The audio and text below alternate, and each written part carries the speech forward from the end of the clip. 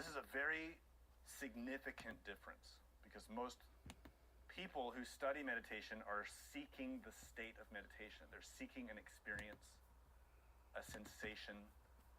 They want to feel something or not feel something. Some people go to meditation studies and practice to escape. And those who are chasing after a sensation or an experience will always be disappointed because meditation, realistically and truthfully, doesn't work that way. So in the first few lectures, we explained that. Today, we're going to take those principles a little bit further. We're going to talk about action. How we actually create a trajectory or a movement in the whole of our life so that we can become very skilled at accessing the state of meditation. And it has to be approached in that way. The state of meditation cannot be accessed unless one devotes everything to it. And that sounds extreme, but it really does work that way. It's a lifestyle. It is a very fundamental change in how we behave from moment to moment, how we engage the consciousness, how we utilize our energy, and how we utilize our perception. All of that united and working together is what allows the circumstances to change so that the state of meditation becomes more easily accessed, more easily experienced. If we don't make those fundamental changes, we will never be able to enter that state at will. We might be able to enter it occasionally by accident. And this is what happens with most people who learn meditation practices. They may learn how to sit, they may learn a mantra, they may learn a posture, they may learn certain types of techniques and rigorously work with them. But because they don't modify the other 23 hours of their daily life, they cannot access the state of meditation at will, but only by accident occasionally. So they may go months, years of trying to meditate even on a daily basis and failing to access that state and become frustrated and abandon their practice. This is extremely common, but it doesn't have to be that way. If they learn to train their attention for the remaining time of the day that they are not actively sitting and practicing meditation, then when they actually do sit to practice meditation, it will be easy because they've already been training all day and all night in preparation. So that's why today's lecture is called Action. And to understand what we mean by action, we are going to look at a slide which depicts this image from Tibetan Buddhism of the stages of meditative concentration. This image is very famous and it's something we've discussed many times already. And it's presented to all the beginners in Tibetan Buddhist practice and the different traditions of Tibetan Buddhism. It depicts a gradual process through which the one who wants to access the state of meditation works on modifying their relationship with their own psyche. This teaching, this explanation of the stages of meditative concentration was given by the Buddha Maitreya. So it is a reliable teaching. It is a very profound teaching. It is also a beginner level teaching. It's something that sets forth some basic principles that are really useful for anyone who's trying to understand what meditation is, and also to understand where we are in relationship to reaching that experience and being able to sustain it and reach it at will. In general, this graphic represents densities. at the very bottom is the wildest quality of mind, the mind that is the most out of control, most chaotic, most painful. And the one who's steadily advancing in their efforts sees that the mind, represented by the animals, gradually come under control. They become stable. They become manageable. Until at the very top we see that this monk, who represents the person who's learning to meditate, has a mind, a psyche, that serves the interest of the meditator, rather than being an opponent. Rather than being a wild animal, it becomes a loyal friend. And this progression from the wild animal to the loyal friend is something very scientific. It doesn't happen by accident.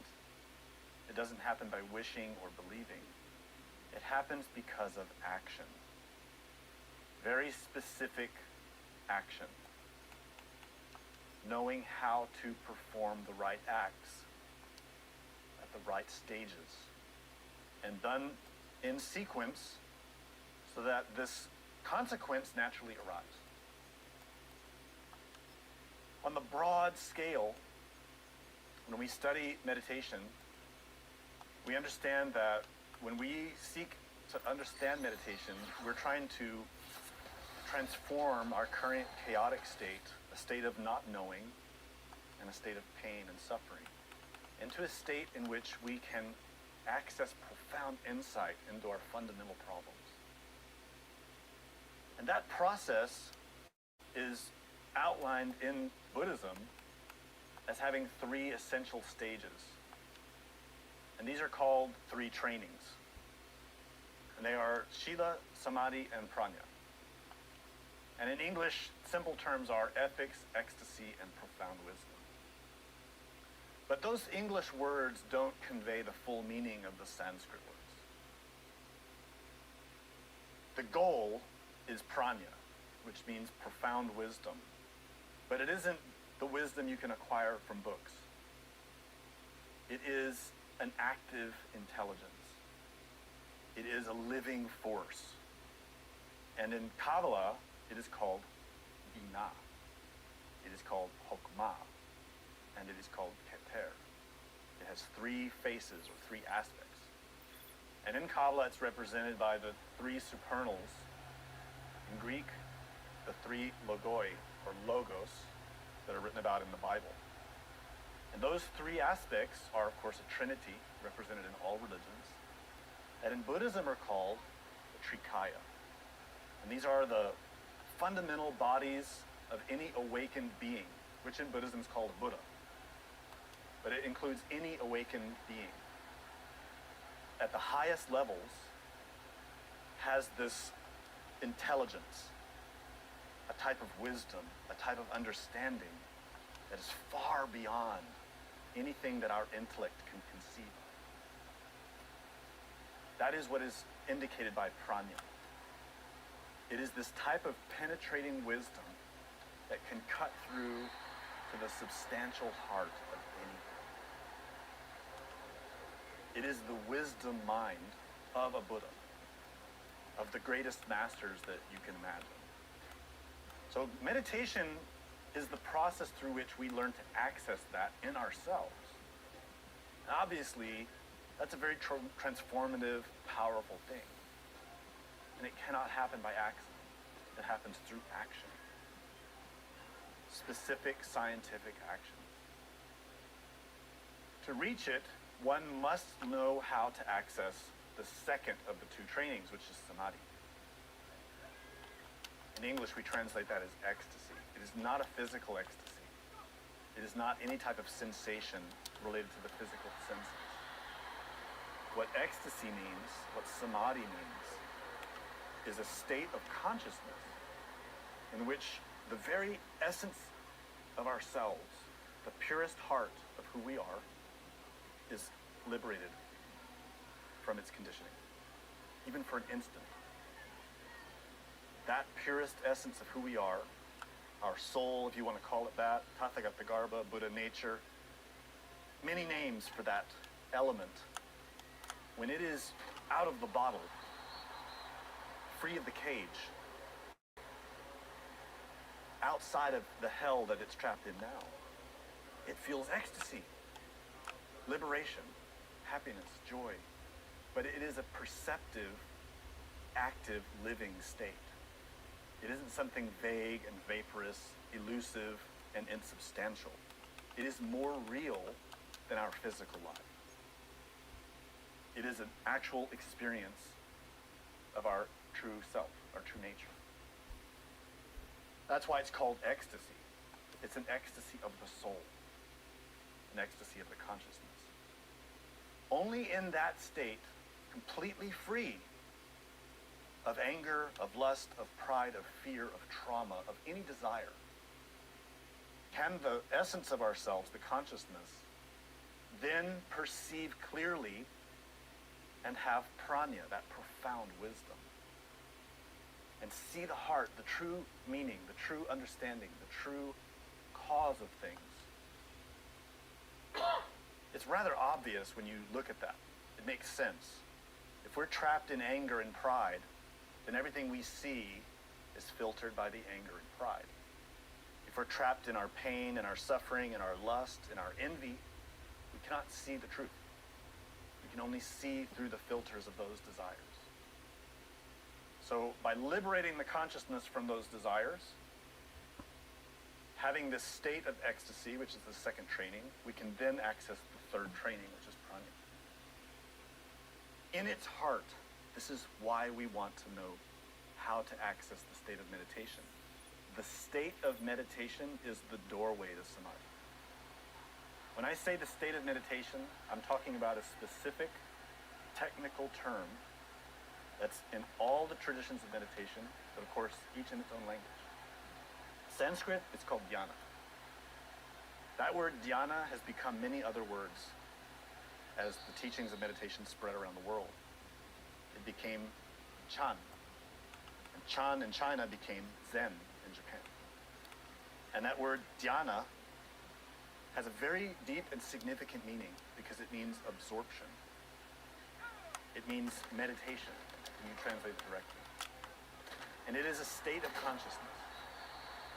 When we look at this map of all the stages of concentration, dhyana is all the way at the top. It is a state of absorption in which the consciousness is able to fully and completely see without filters. And it's at that precipice of entering samadhi, which is the ecstasy, leaving the bottle of the body and the mind. So the state of meditation is our initial goal, to reach that state of dhyana. And when we can reach that, samadhi is right there. And we see samadhi represented in this flying monk. This is the ecstasy, that joy of being free, of flying in the heavens, nirvana.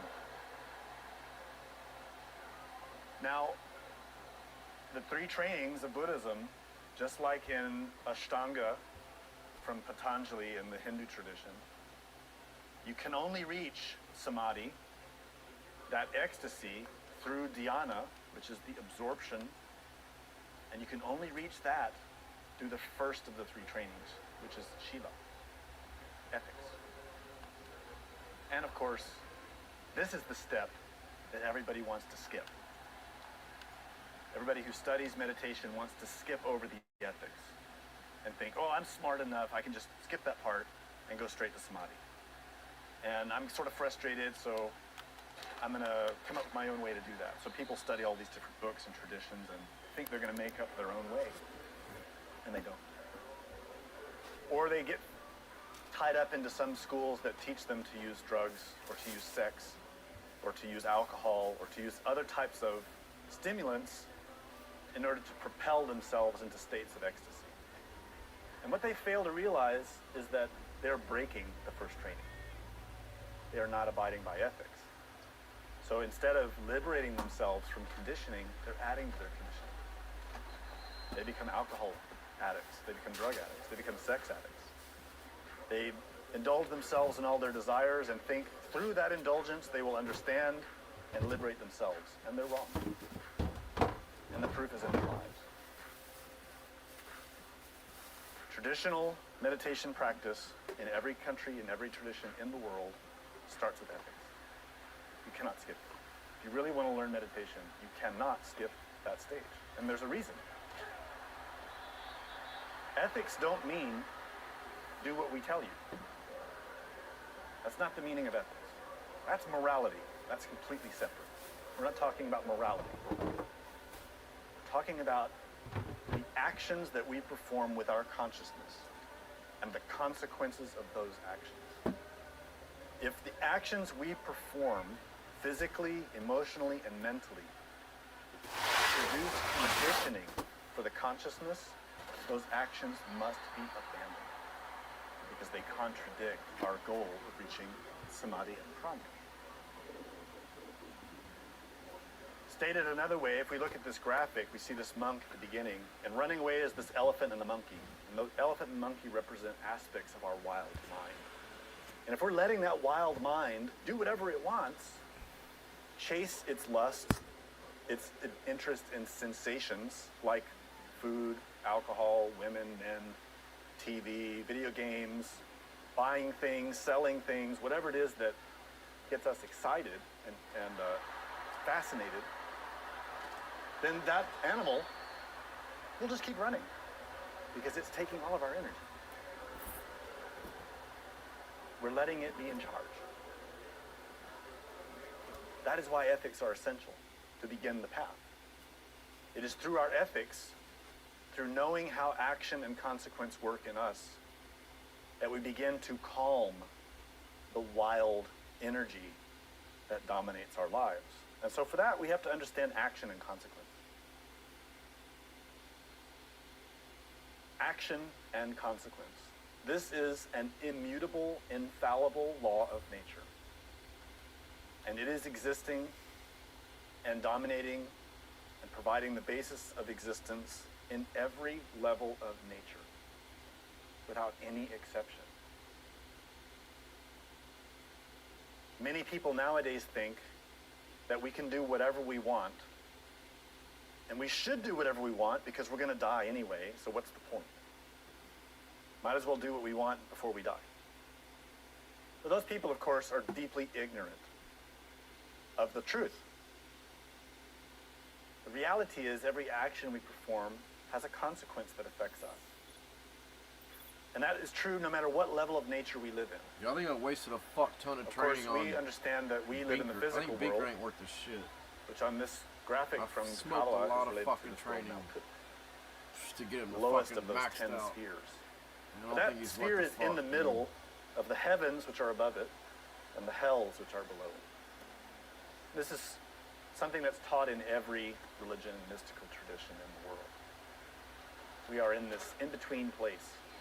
And every religion tells us that according to our actions, we will receive our due. The Bible says, whatever you sow, you will reap.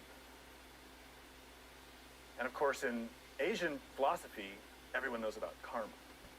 But that word karma doesn't mean punishment. It means action. And it's understood that every action has a consequence. So this is the first fundamental truth about action and consequence we have to understand. It is a law. It is not optional. It doesn't only apply if God is watching. It applies to everything, in every instant. Every movement of your body produces a consequence. And nowadays, the interesting thing is that the physicists who study quantum mechanics and these other very perplexing aspects of nature have come to realize that even the tiniest, seemingly insignificant movement can produce consequences in the rest of the universe. And this is boggling the minds of physicists and mathematicians. And so there's this famous statement that the fluttering of a butterfly's wing can cause a catastrophe on the other side of the world. And mathematically and scientifically, it's already demonstrated. And yet we refuse to hear it. We still persist in this idea that whatever we do, there's no consequence. But all these levels, from the most dense level of nature all the way to the most subtle level of nature, all of them exist because of cause and effect. All of them. And we are just mites of dust drifting through this incredibly complex and beautiful universe, also subject to action and consequence, but we ignore it. So the first thing that we learn when we enter any genuine tradition, at the most basic level, we call it the Sutrayana level, or the beginning level, is this first thing, action and consequence. It's the most fundamental thing to comprehend about your life. Everything you do has consequences. Just because you can't see it doesn't mean it's not there. There are consequences for every action. That's an immutable, infallible law of nature.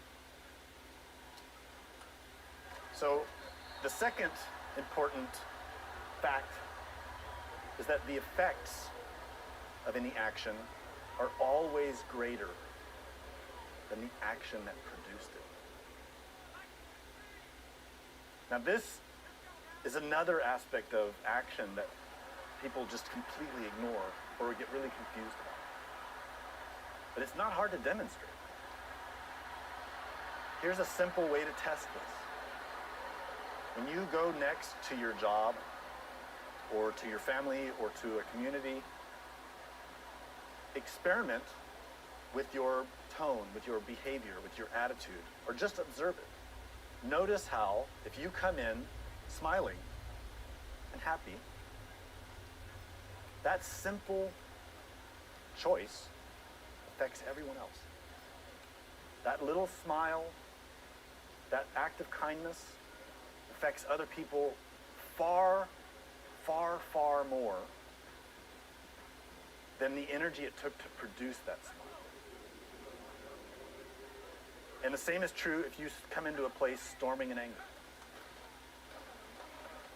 That anger will affect people and reverberate like an echo in ways that you can't even perceive. It affects everyone in profound ways. And the same is true of all the other psychological qualities we have. The effects that we radiate physically, emotionally, and mentally are far greater than the initial action. And we can relate this to the simple idea that if you pick up a stone and toss it into a lake, that little action doesn't cost much energy to perform it. But that stone striking the water can create ripples that go for miles. And it can affect every living thing in that lake and be heard by other creatures for miles and miles. It's a simple thing. But this happens with everything that we do on levels that we can't perceive with our physical senses. Effects are greater than the cause. The third aspect of action is that you cannot receive the consequence without committing its corresponding action. Another place that we are deeply ignorant. Everyone thinks they're going to heaven. Without exception. Everyone thinks that when we die, we're going to go to heaven and God will welcome us with open arms and all of our family and loved ones will be there waiting for us and everything's going to be great. We fail to realize that the level of the heavens, of the nirvanas, are the levels of gods, angels. Those beings don't have lust. They don't have anger. They don't have envy, like we do, jealousy like we do, fear like we do, pride like we do. They have their own issues, but they don't have The animal bestiality, the cruelty, the violence, the potential to harm others, to harm ourselves, that we do. They are not liars like us, murderers, rapists, killers, thieves like we are. All of those qualities that we have cannot go to the superior world. They don't belong there. Those qualities are demonic. They abide in the lower realms. Whatever is heavy sinks, whatever is light rises. This is what happens when we die. We are dragged along by the trajectory of our level of being, by the quality of our stream of consciousness. If in our mind, constantly flowing and influencing us are all of our desires and fears and anger and pride and lust and all those qualities, when we die, that's exactly what's going to pull us along through the internal world. It's all of those qualities. We receive the consequences of our condition, particularly because we are always acting on those conditions. The anger rises up, we act on it. We don't control it. We don't destroy it. We indulge in it. We feel justified to be angry. The lust comes up, we satisfy it. We let it rule our body, our heart, and our mind. Envy, we feel justified that what other people have, we deserve. So we act on our envy. We don't understand that envy is demonic. And we don't understand that we will receive the consequences of having that envy. Furthermore, once an action is performed, it can't be erased. This is another place we are deeply ignorant. We think, as long as no one sees us do it, we can do whatever we want. Or even if people see us, who cares? We're still going to do what we want to do, and who cares? We'll at the end, right before we die, we'll beg God forgiveness, and we'll accept Jesus as our Savior, and we'll go to heaven anyway. So we can just do whatever we want up until the moment we die. Right at the last minute, the priest will come and say, I forgive you, my son, and you can go on to heaven now. It doesn't work like that. Every action has consequences, and those consequences are severe, because you see, the effects are greater than the cause. The second law here. Every action we perform has a profound reach. It isn't the way we want it to be. It is the way it is in nature. Now, these all sound dire and scary, and when people hear about them, they get very uncomfortable and don't want to hear anymore and want to go somewhere where they're going to be made to feel better. But the truth is, these four fundamentals of action are laws of nature. They aren't good or bad. They just are what they are. But for someone who has training, we can turn these four to our advantage. This law of action and consequence is what makes liberation possible. It is the very salvation of ourselves, if we use it wisely. If instead of indulging in bad behaviors, desired anger, lust, and all the other qualities that cause suffering, if instead we choose to adopt a superior way of being, then we take advantage of these laws. Superior actions receive effects greater than the cause, and they bring the consequences of superior actions. And once the action is performed, it can't be erased. This is how we start to tip the scales in our favor. Now, these four qualities of action are explained in the Lam Rim by Tsongkhapa, who is an incredibly important master of the Buddhist tradition. But what was not explicitly stated as one of the laws is the fifth, which is that a superior law always overcomes an inferior law. This is implicit in all Buddhism, in all Hinduism, in all Christianity, in all Judaism. that if you perform a superior action, you can overcome your mistakes. If you choose to adopt a higher way of being, to take the higher path, to renounce the actions that cause suffering, and to begin to perform the actions that produce happiness, that produce liberation. So now we need to study how that happens in our moment-to-moment experience. In this tradition, we talk about the line of life. And you could say this is the line of time, because it applies to us while we are incarnated in a body. But it also applies to us from existence to existence. So this line of life, while we talk about it from the context of birth to death, it actually extends far beyond those 2 points. And this is because energy does not die. Energy only changes. It's something Einstein pointed out. Energy does not die. It simply changes form. So all of the energy that we've put in motion through our moment-to-moment actions throughout our lifetime, where does that energy go when we die? The physical body dies, but all of that energy is still moving. And that's what produces our next existence. The subject of that, the discussion of that, we've taught in several courses before that you can study if you are interested.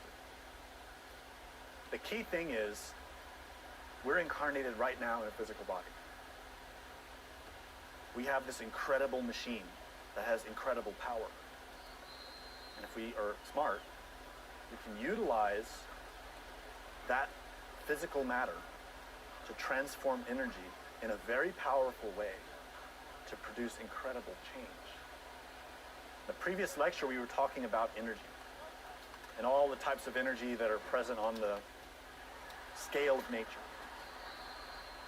But simply looking at it from the physical point of view, all of us know that a few decades ago, the scientists here figured out how to take a single atom and split it and liberate energy.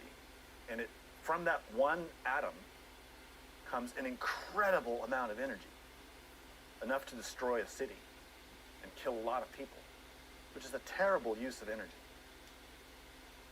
But if you contemplate that just briefly, you'll realize that your physical body is filled with uncountable atoms. And mathematically speaking, it is also therefore filled with an unimaginable amount of energy. Truly unimaginable energy in you right now. But it is latent. It is passive. It is not accessed. Through the process of developing the consciousness, you learn to access that energy, but only in accordance with your ethics. That energy is an incredible, terrible power. And it is only given out to those who earn it. Now, this is stepping aside a little bit from the scientific approach that we are approaching meditation from. But I'm mentioning it because that energy, which is in levels and levels throughout nature, is in us for a reason, because we have a reason to be alive. We have a reason to exist. If you persist in meditation and learning meditation, you will discover it. The bottom line is, all of us are steadily, from instant to instant, approaching death. And we have not yet realized our purpose. We have not accessed that energy. We are in a condition in which we suffer terribly. Death is arriving. We don't know when. Could be today. Could be tomorrow. This is an unknown to us. And from moment to moment, from instant to instant, the distance between us and death is shrinking. Every expenditure of energy is advancing us. But we don't know whether we are raising our level of being, lowering our level of being. We don't know. So we study an additional line here, which is the line of being.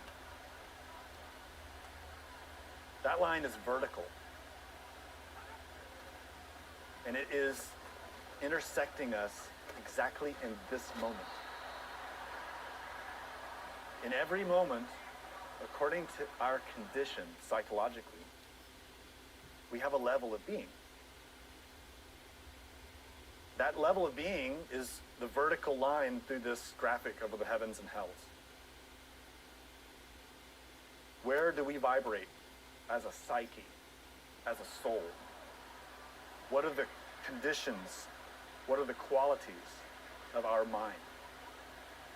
If our mind is heavily conditioned by doubt, by fear, by resentment, by envy and jealousy, and all those types of qualities, then our level of being is very low. It's in the demonic levels, the animal levels. Very low. Those qualities belong to demons, devils, and all the beings that are in hell. And honestly, when we all are very sincere with ourselves, we'll see that that is the case for humanity. Humanity is not an advanced civilization. It's a very animalistic, very cruel, very violent civilization who doesn't have any interest in profoundly developing generosity or chastity or patience or conscious love.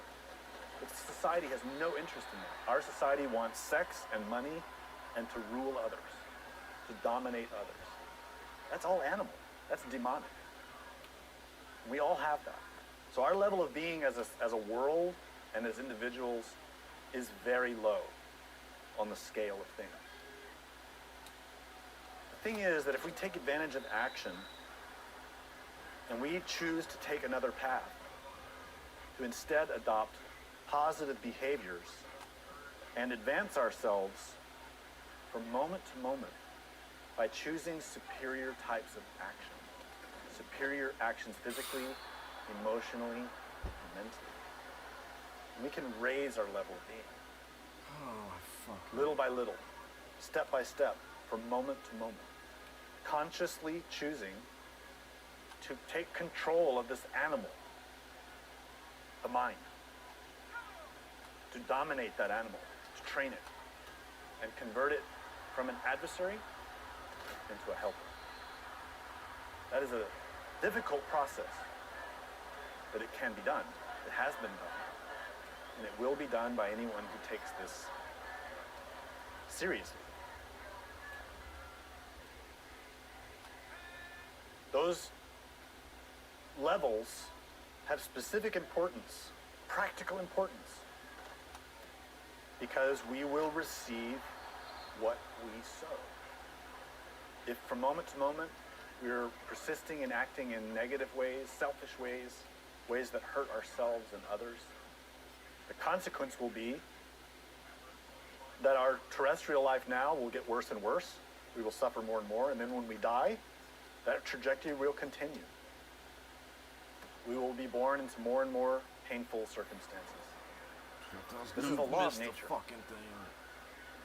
But if we choose to take the higher path, renounce those harmful behaviors, and adopt beneficial ones, then that trajectory will begin to go up. And if we work really hard to transform the mind, then when we die, Binker, we dude, will receive the consequences of our actions. I should have We can bought earn a packs with vacation, fucking Binker. I you might just say, sold all that shit in the because superior world. Binker ain't worth the fuck, This dude. is the paradise of heaven. We can even earn residence there if we work really hard on ourselves. Now, all of this has importance to our meditation practice now. They said he had like good abilities and Talking shit. about His abilities aren't. longer I don't think scale his things, abilities are that fucking great. Greater context of our life. But these laws apply to our daily meditation practice. If when we meditate, we want to experience the superior levels, then we have to produce the consequences through our actions. The experience of nirvana, of samadhi, of entering the heavenly realms, of going out of the body and all of that, those are just the consequences of actions. It's scientific. They don't happen by accident. They happen because of cause and effect. So if our interest is to reach samadhi, and reach prajna, to go out of the body, enter into the nirvanic realms, to experience the heavens, to see for ourselves the beings that reside in those places. We can do it. But we must produce the actions that create that result. So in Oh our my meditation fucking practice, god, dude. we can apply this teaching. If we are afflicted with pain, with anger, with resentment, with doubt, with fear, those qualities will take us to hell. They belong to hell. We want to be free from them. We have to see them for what they are and get out of them. We have to adopt superior action. Similarly, if we want to enter the superior levels, we have to comprehend the cage that we're in. It is a matter of perception. You see, this graphic of the tree of life, this Kabbalistic image, maps our psyche. When we sit to meditate, we are in our physical body. Most people, when they practice meditation, remain in their physical body. They may have music playing, incense burning. They may have somebody talking next door, or a dog barking next door. And so they sit and they look like they're meditating, but really they're listening to all those sounds. They're smelling the incense. They're feeling the pain in their back or their knee or their leg. And their attention is 100% absorbed in the physical sensations. That's why they never experience the state of meditation. Because they are producing the action that results in staying in the physical body. They aren't adopting a superior way of behaving. Some people who become relaxed enough and begin to extract attention from the physical senses can start to feel other types of sensations. They may feel like they're starting to blow up like a balloon. They may feel like they become extremely heavy or extremely light. They may feel that even though they can feel the physical body, they also feel like they are leaning to one side or another. And it feels strange. This person is starting to extract their attention from physicality and are becoming aware of the energy of that body, which is in Kabbalah called Yesod, the foundation. And that's the foundation of the physical body. It's the body of Chi, the vital body. Someone who is able to relax further then becomes more attuned to what's happening with them emotionally. They may start to see images, start to see visions. And this is related with the astral realm, the world of dreams. More subtle is thought. More subtle is will. More subtle is consciousness. More subtle than that is spirit. There is a progression. A meditator who is very careful in using attention, who wants to enter into the superior worlds, does it simply this way. Extract attention from the senses. Let go of the physical body. Leave it alone. Let it rest. Forget about it. Take all the attention inside. Shut the physical senses down. In other words, we extract the consciousness from the physical body. Same with the body of energy. We no longer pay attention to what's happening with us energetically. Heat, cold, sleep, seeing things, all the types of sensations or subtle vibrations we can feel energetically. We don't pay attention to that. We extract attention from that. We dive deeper within. Emotions. Emotional qualities arising and falling. Even imagery, dreams, fantasies, memories, all these things that start floating about that seem somewhat vague and odd, that are like dreams. We also extract attention from that. Not distracted by it, not paying attention to it, withdrawing from it. And thus we take the consciousness out of the astral body. Thoughts flow in and out. A associative thinking. I remember this, that reminds me of this. This happened and that happened. I've got to remember to pay the bills. I've got to go here, I've got to go there. And then she said this, and he said that. All that associative thinking, we extract attention from that as well. And you don't pay attention to it anymore. We withdraw from it. It might still happen, but it doesn't distract us. So we extract the consciousness from the mental body. We're arriving at more and more subtle levels. God of the fucking psyche. damn it, dude. We're reaching Jesus a point where fucking we're dealing with Christ. just willpower. Just willpower. It's not a thought, it's not a feeling. It is just will. And even there, we can extract attention, consciousness from that, and escape even that level and go deep. This process of extracting attention, withdrawing, is the same process of entering into the heavenly world in levels and levels.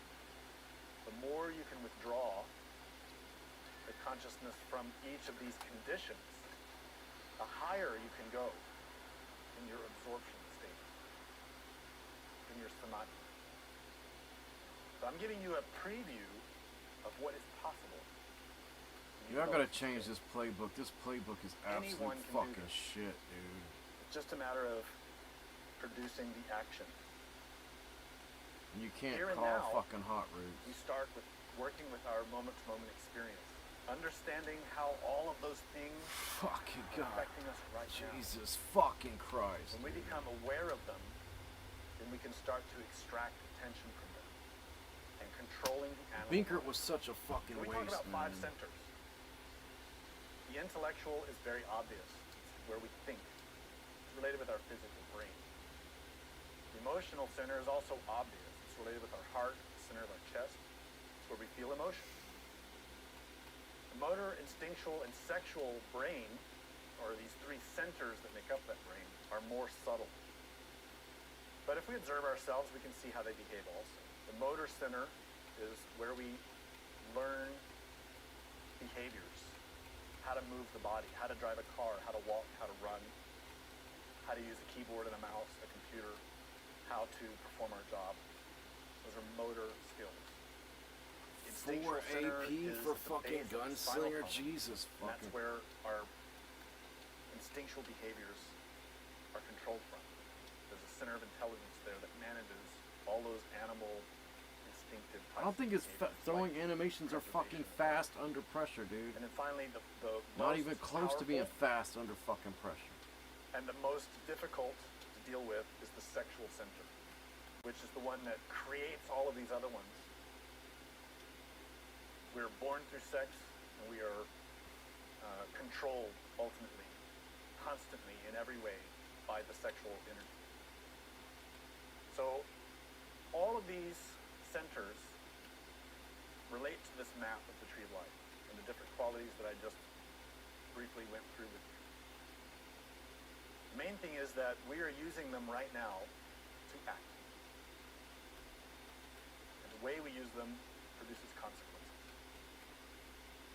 So if our goal is to learn to meditate, and to experience the state of meditation, and to take advantage of that state to get wisdom about our lives, about our problems, about our purpose, about our future, it all starts here, right now, in this moment, in that intersection between those two lines, the line of life and the line of being. This instant, now. What is happening in your intellect? What is happening in your emotional center? What's happening in your body? To observe that is an action. To control that is an action. To choose to think is an action. To choose to feel is an action. How we use energy through these 5 centers creates our life. Everything about ourselves, on every level, exists in its current condition because of how we use these five centers up till this moment. This is a very profound statement, and I invite you to reflect on it very seriously. You are I'm seriously gonna just all of your getting completely fucked on the training and just buying combine packs. This binker ain't worth a motherfuck, dude. Now all of that, your physical action, This your game ain't emotional worth a action, fuck, and your so- mental action, were all produced by willpower. You wanted to do The it. fuck doesn't matter. You did it. That will is Tiferet here in the center of the Tree of Life. That is the human soul in Kabbalah. That is taking the energy that's flowing down and using it through thought, emotion, energy, and physicality. Willpower, Tiferet. But what makes will capable of acting? It is the consciousness that flows through it. And that consciousness is Deborah, here on the Tree of Life, even more subtle. And what gives the consciousness existence is the being, the spirit, Atman, our own inner Buddha, who is Chesed on the Tree of Life. And Chesed exists because of these three supernals. So you see this connection of how energy moves through us from the most subtle levels to the deepest. And all of it is here in our five senses, right now. How we choose to act and use the energy that we are receiving to give us life. We are in the condition we're in because we've used that energy in a harmful way. We invert that, adopt a superior action. We can use that energy in a superior form and liberate ourselves from suffering. So that as we liberate ourselves from the addiction to sensation and the filter of the energy and the limitation of emotion and the rigidity of thought, we become willpower, capable of dominating all of those. And that's what's represented in this graphic from Tibetan Buddhism. This monk represents will, the human soul. The human soul that's acting under the guidance of consciousness to liberate itself from suffering. So in this tradition, we emphasize that the potential for liberation. Why did he jump forward like that? I didn't fucking hit it for him to jump fucking forward. And it is a matter of how you choose to use the energy that's flowing in these five centers from moment to moment. It's a matter of choosing superior actions instead of inferior ones. So for that, you have to firstly pay attention. You have to be observing, not thinking about it, not emotionally feeling things about it, and not getting caught up in the physical sensations of it, but consciously observing this whole So I put phenomenon. Gunslinger on Binker and it makes zero fucking difference apparently. That doesn't happen automatically or mechanically or on autopilot or just because you heard about it. This It game an is so action. fucking worthless, dude. I swear to fucking God. It is an active use of energy from moment to moment. Actively observe our way of thinking, our way of feeling, and our way of being physically. If we learn to do that, we can change this trajectory. Not just as a belief or as a theory, but experientially. In our daily lives, we will experience it. It is an immutable, infallible law. If we start behaving in superior ways, we will receive superior results. We have a saying in this tradition: if we want to be what we are not, we first have to not be what we are. That means if we want to raise our level of being, if we want to go up not be a demon or an animal. This game is a Become a complete real and total human being. fucking scam, dude. And more. Russell Wilson's not that. Russell We have to Wilson is first not that stop fucking being fast, an dude. animal and stop being human. We have to renounce those harmful manners and behavior and choose better ones. So to do that, for this week, we're Yeah, going to have fucking, some and you had the exercises. fucking almighty shark on here earlier, The first one should be showing pretty these are obvious. cock of Satan smoking fucking Observe Freemasons yourself. that have no fucking Take it life whatsoever seriously. fucking ever. Make a commitment to really develop the sense of self-observation. It is a sense. It is not a belief. It is not a theory. It is not just something that we like and agree with. It is an action that has to be performed continually. And it is not easy, especially in the beginning. It's very difficult because we don't have that sense trained. This is why in this image, in the very bottom, we see the monk trailing far behind the animals. But he's looking towards the animals to observe them. But you also see over here this raging fire. That fire represents how much energy it takes in the beginning. So beginners Did I always forget tell to us, change "I'm the trying to goddamn observe fucking myself, but I'm playbook? so God tired. fucking damn it, It's so dude. hard." And they think, "Oh, I'm doing it wrong." But actually, they're doing it right. It is exhausting. It's like when you first start going to the gym, or you first take can't on a even remember to diet, change or the some other fucking new work job, this fucking something playbook. totally new to you that you're not familiar with. It takes a lot of energy to learn, and this takes much more energy than any sort of mundane type of endeavor, because you're not just harnessing your physical senses. You're learning to use your conscious senses, and that energy is much more subtle. And we have very little training, and our society does not encourage this behavior at all. At every turn, society wants us to remain hypnotized, mechanical. Society does not want us to self-improve. So this is the first exercise.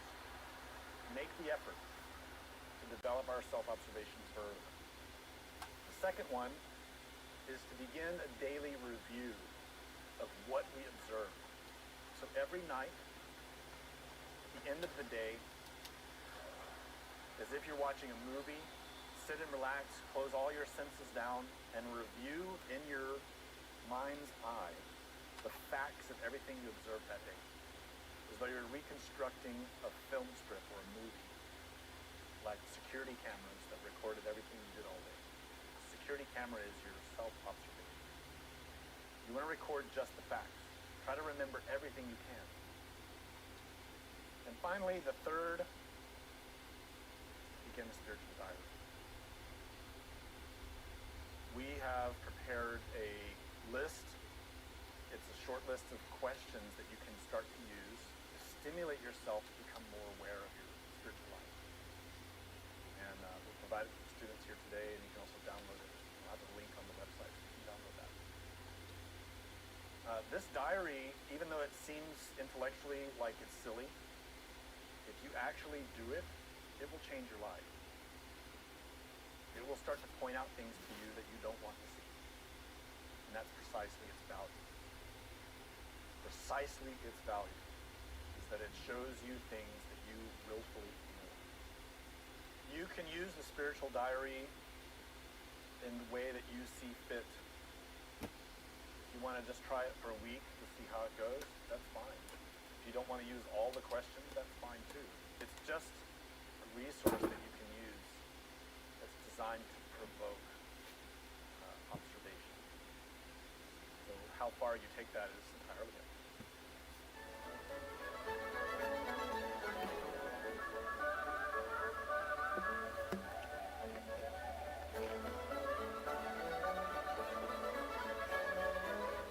To learn more about what you learned in this lecture, we invite you to explore the books published by Glorian Publishing, available from booksellers worldwide. You may also be interested in online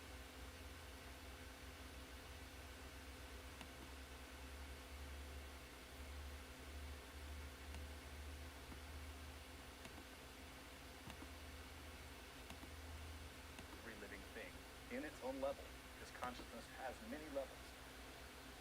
That's what's depicted in this other image called the Tree of Life.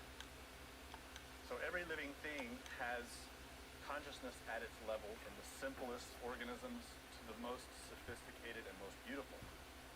So from the tiniest atoms and molecules and particles, even including light itself at its most basic level, has consciousness in its level, all the way up till we get to the levels of angels and Buddhas and gods, all those beings that we, from our perspective, admire because of their perfection. We want to be like that. The capacity for us to become like that is the consciousness itself. We remove the filters that condition it and cause us to suffer, and likewise expand and grow that consciousness. We raise our level of being. And that's what meditation is for.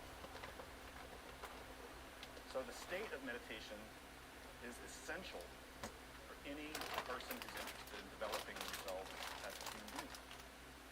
Because it's in that state that you are able to experience what it is to actually be human.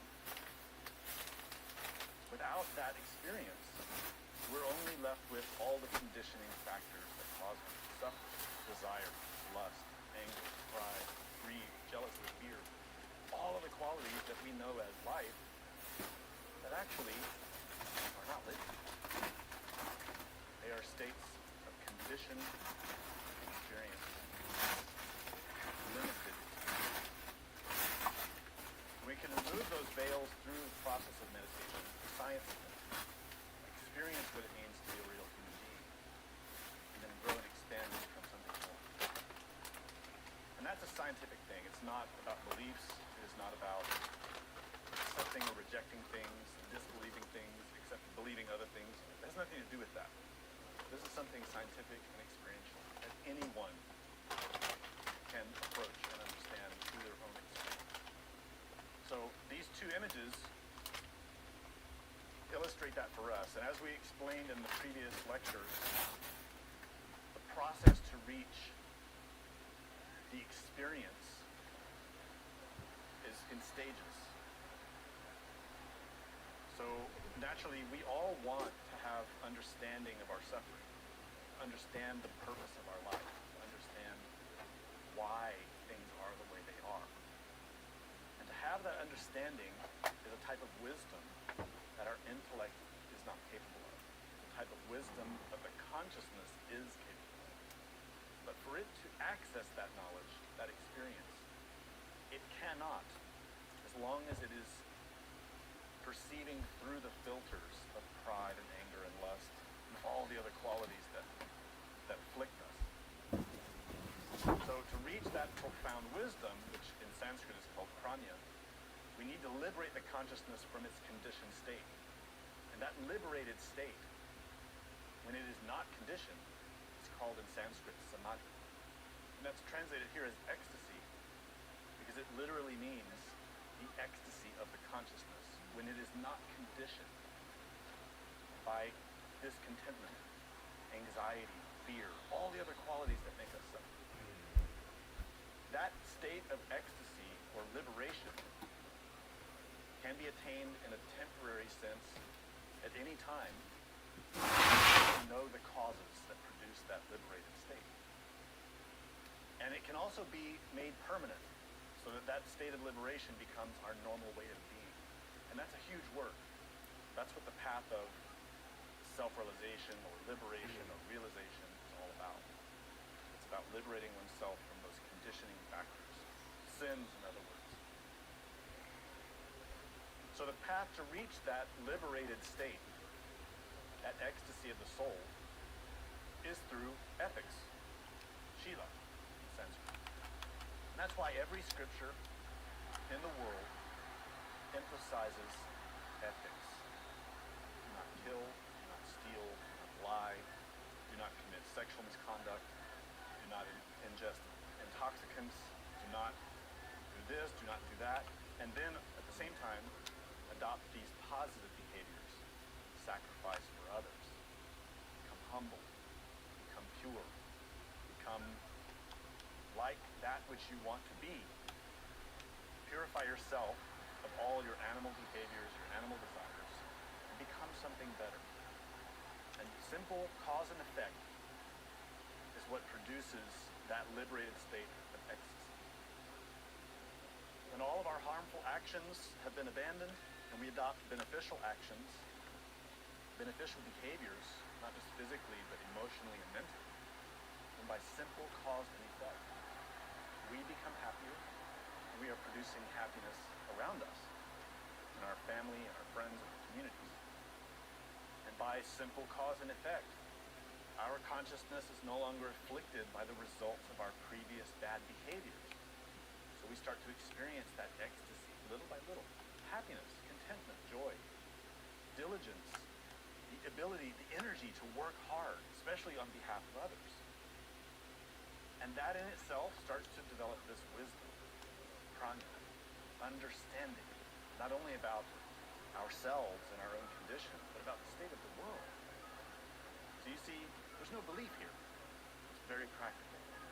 But this is the simple outline of what meditation is about. Meditation is a state of consciousness that becomes a possibility when we remove the conditions that prevent it.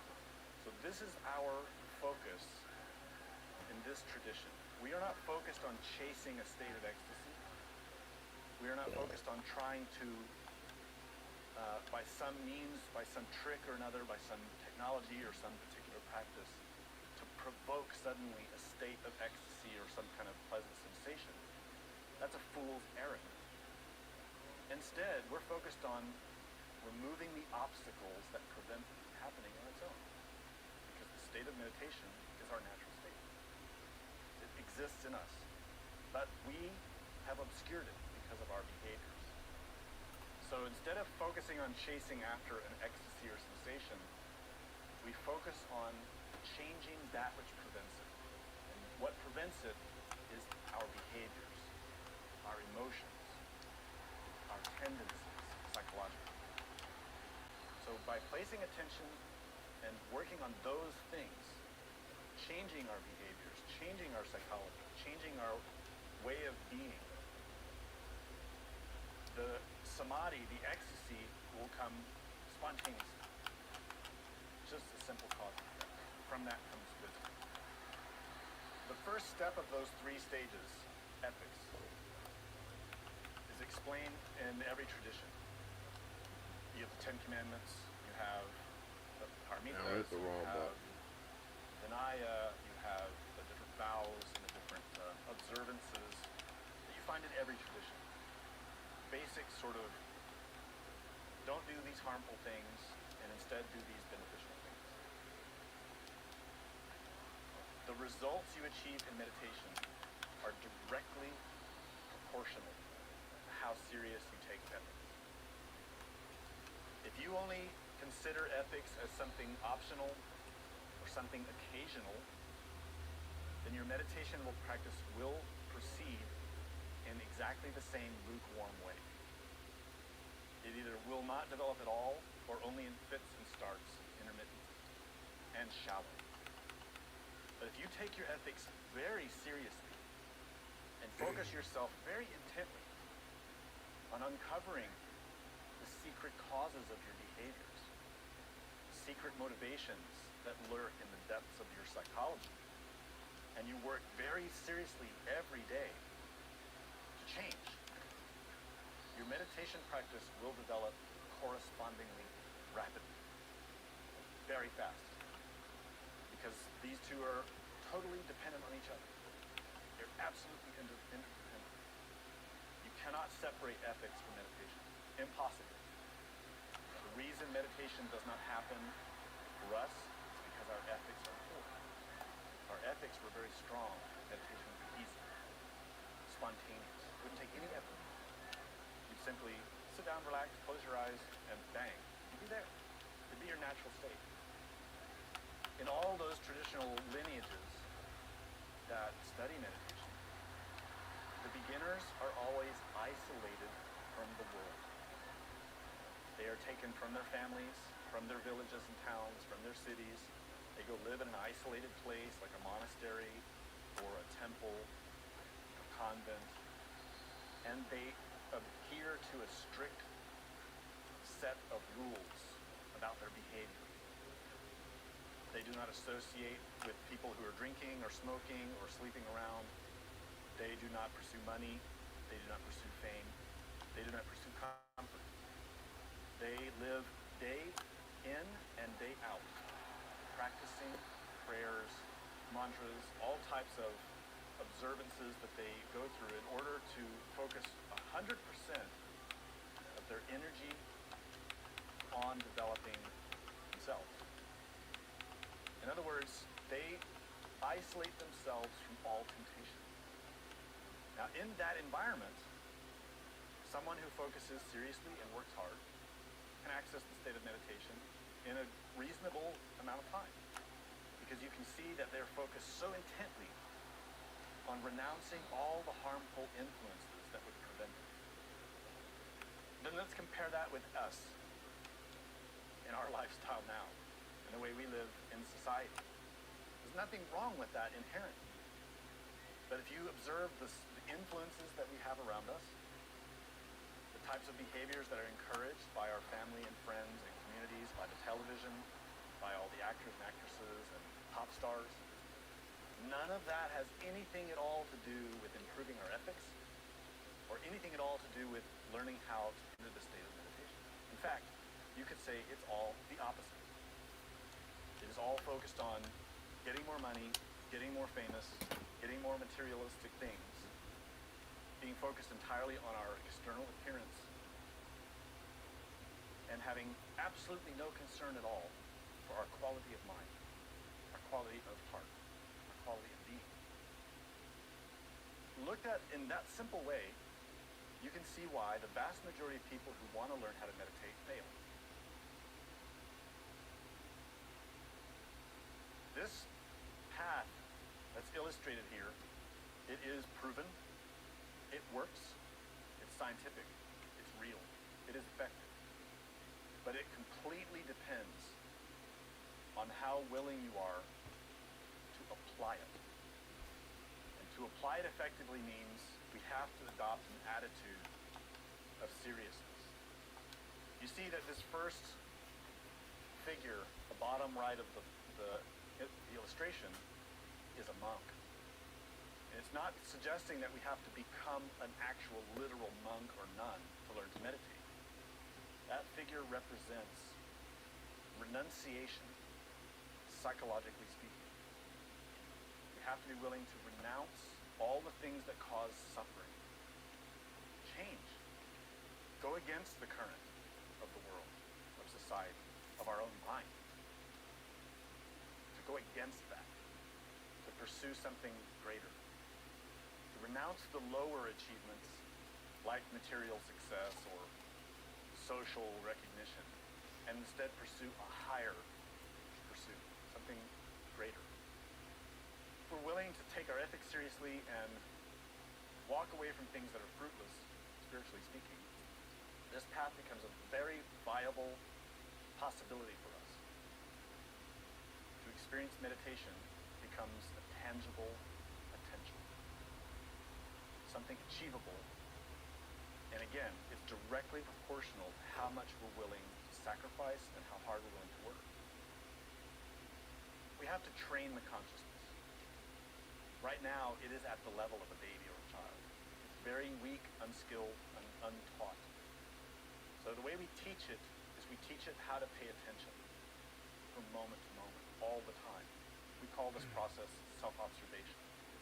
Some traditions call it directed attention, concentration, watchfulness, mindfulness, awareness. And all these terms are becoming quite popular nowadays, which is a good thing.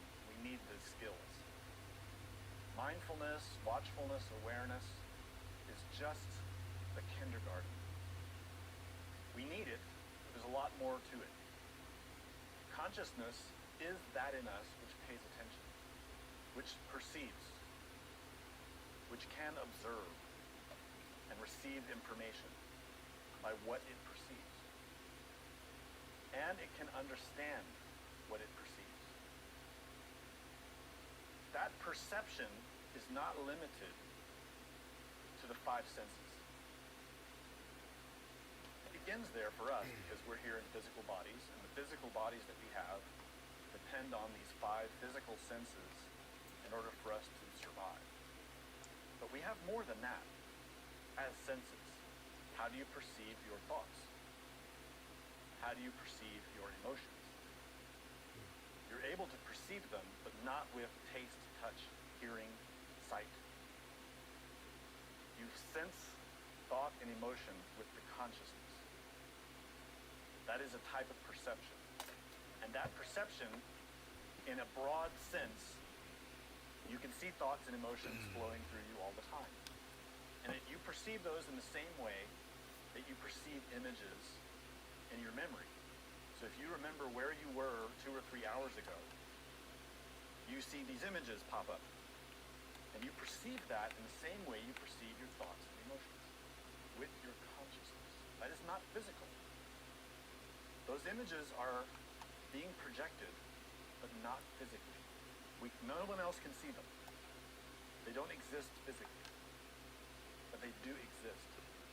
So we see here two capacities of consciousness: concentration and imagination.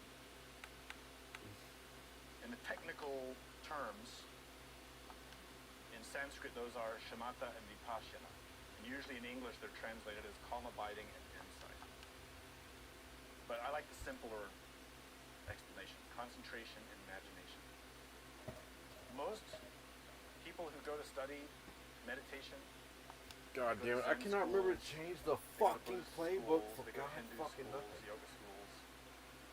The vast majority of them only teach preliminary concentration practices, such as observing the breath, Oh, dude, this game is fucking worthless, dude. observing an image.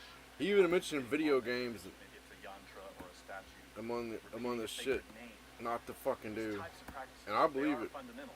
But there's They're more. important. They are preliminary. I mean, Madden is Some schools, probably like the Tantric worst. Buddhist schools, you also find techniques to work Well, with online imagination. matchmaking games. Freemasonic gang stalkers Very are known to use sophisticated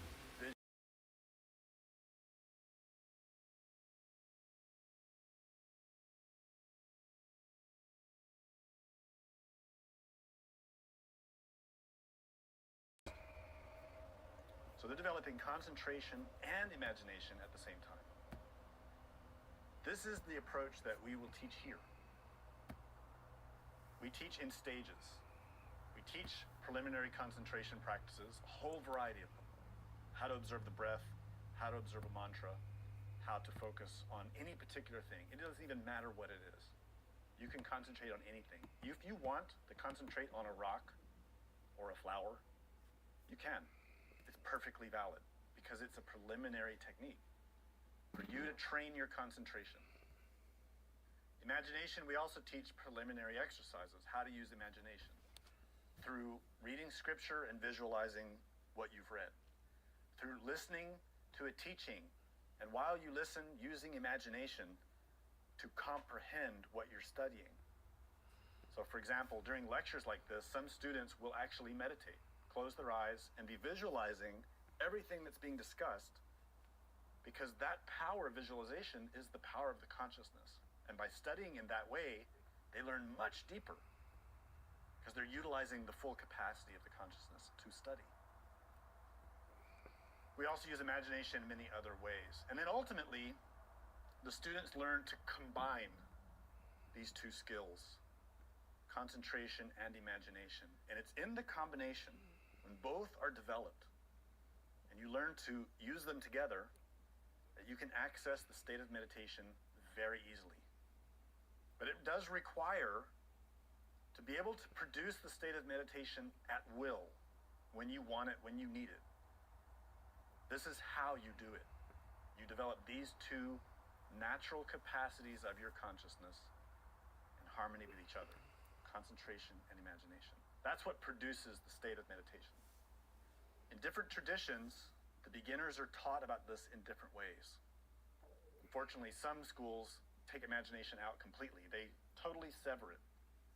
And they're able to develop very strong concentration abilities. But they're not developing the full capacity of the consciousness, because its ability is to perceive. Without developing visualization, imagination, they're cutting half of their abilities off. So we don't teach that way here. We teach to use the full power of the imagination and the concentration in harmony with each other. This process of the monk ascending this winding path illustrates 9 fundamental stages of concentration. It doesn't mean there are only 9. There are many more. These are the 9 fundamental ones, the beginning level of concentration. And these are not dogmatic. They are not theoretical. They are not a matter of belief. They are states of concentration, qualities of concentration that all of us can experience. This image was created and given to us as a way to help people like us develop our concentration without having to guess, without being in the dark, without doing it randomly or just by chance, but to actually have a map that guides us through the process of developing very robust concentration. But for this to actually work for us, we need to be practicing. We need to be actively working to improve our concentration daily. This has 2 essential efforts. The first is to be actively using our consciousness all day long. To be present, to be here and now, all the time, to be making the effort to be present, to be in observation consciously. And in that way, we are choosing to place our attention. When we're engaged in any type of work, any type of activity, or a conversation, or driving our car, we're doing it with full awareness of what we're doing. We're paying full attention to what we are doing. And that is an act of concentration. That is an act of directing attention. Now we do this already, but we don't do it with awareness. So when we sit to watch TV, we are paying attention. We have our attention on the story. But we are at the same time forgetting ourselves. We become so absorbed in what we watch that we forget our body, we forget where we're sitting, we forget who we are, and we become identified with the story. We start feeling the emotions of the story, we start to feel afraid, or we cry, or we laugh because we are so identified, forgetting ourselves. And the same is true in any other area of life. We're driving our car, we're playing the radio, we're talking on the phone, and we're thinking of something else. So we're doing many things all at once, but not really aware of any of them. Because from moment to moment, we cannot control the attention. It's constantly being pulled from one thing to another thing without our will. So we're driving the car, we're having a conversation, and we get distracted by the radio, or we get distracted by what we're thinking about, and we don't listen anymore to the conversation that we're having with the person. We lose the train of the conversation, or we lose the train of what we were listening to on the radio. So we're jumping from thing to thing. That makes us very ineffective. It means we don't hear what we're talking about with others. We're not aware of what we're doing most of the time. So in meditation, practice. The first stage is to change that and to develop the ability to focus attention on one thing and sustain it with awareness of what one is doing. This is preliminary concentration. So the first phase of that, the first aspect of that effort, is to be doing it all day long. Remember I mentioned how people would go into an adopted spiritual life, like as a monk or a nun, and they live that life. They live at the church or the temple or the monastery, and all they do is do their chores, do their studies, but all the time focusing attention, being present, training themselves constantly all day, 24 hours, to be in the moment, aware of what they're doing. And then, for some period of time, depending on what their lineage is, they also sit down, shut down all the physical senses, and place their concentration on a single thing and sustain it on that thing for the duration of that sitting. 10 minutes, 20 minutes, half an hour, 4 hours, in order to sharpen concentration. To not only make it more penetrating, but make it more consistent. That's what this image represents. How one goes from a completely wild mind, attention that cannot remain focused, to one that remains perfectly focused and unwavering, and that cannot be distracted. That's essentially what this outlines. Little steps along the way to developing absolutely perfect concentration. This is not a spiritual power. It is not a city. It is not a boon from the gods. No one can bestow this on you. You make it through training. It's the only way to acquire it, through training. Training yourself. It's a psychological training. Only you can train your consciousness to have this ability. But as I said, it doesn't have to be something done with guesswork or by figuring it out all on your own or comparing different kinds of books and sort of making your own path. You don't have to do any of that. This was taught hundreds and hundreds of years ago in a very clear and effective way by a Buddha. So it is a good, strong, reliable teaching, and it's been proven effective by millions of meditators. So again, it's very reliable. This chart, or this map, begins with the first stage, which represents a monk who's beginning to make the effort to practice. And what we see here is this renunciate who's just stepping onto the path, and ahead of him is an elephant and a monkey. These are symbolic. They represent qualities of our mind. The monkey represents how our animalistic mind is flighty, unpredictable, out of control, and jumps from interest to interest like a monkey. If you just pay attention to how your mind behaves, it is always chasing different desires and seems to be completely random, out of control. It's just running around making a lot of noise, and as much as you do to try to restrain it, it seems impossible to restrain it. So many people who approach trying to understand meditation give up as soon as they see how their mind actually is. They become overwhelmed. And really all that happens there is they just lack the willpower and the knowledge to overcome it. So we're giving you the knowledge of how to do it. Once you have the knowledge of how to do it, then it's just a matter of your willpower to do it. That's all that stops you. If you have sufficient will, you can change this. Many already have, you can do it too. The monkey is that flighty, unreliable part of our psyche that's always chasing different desires and is very quick and is jumping around from thing to thing all the time. In our initial self-observation of ourselves, this is the first thing that we need to start to change. To learn to pay attention and be present in the moment and not be so flighty, not be so unreliable, not be jumping from thing to thing all the time, not to be having 5 or 6 or 7 things happening all at once, but to do one thing at a time and do it with full attention and don't stop till you're done.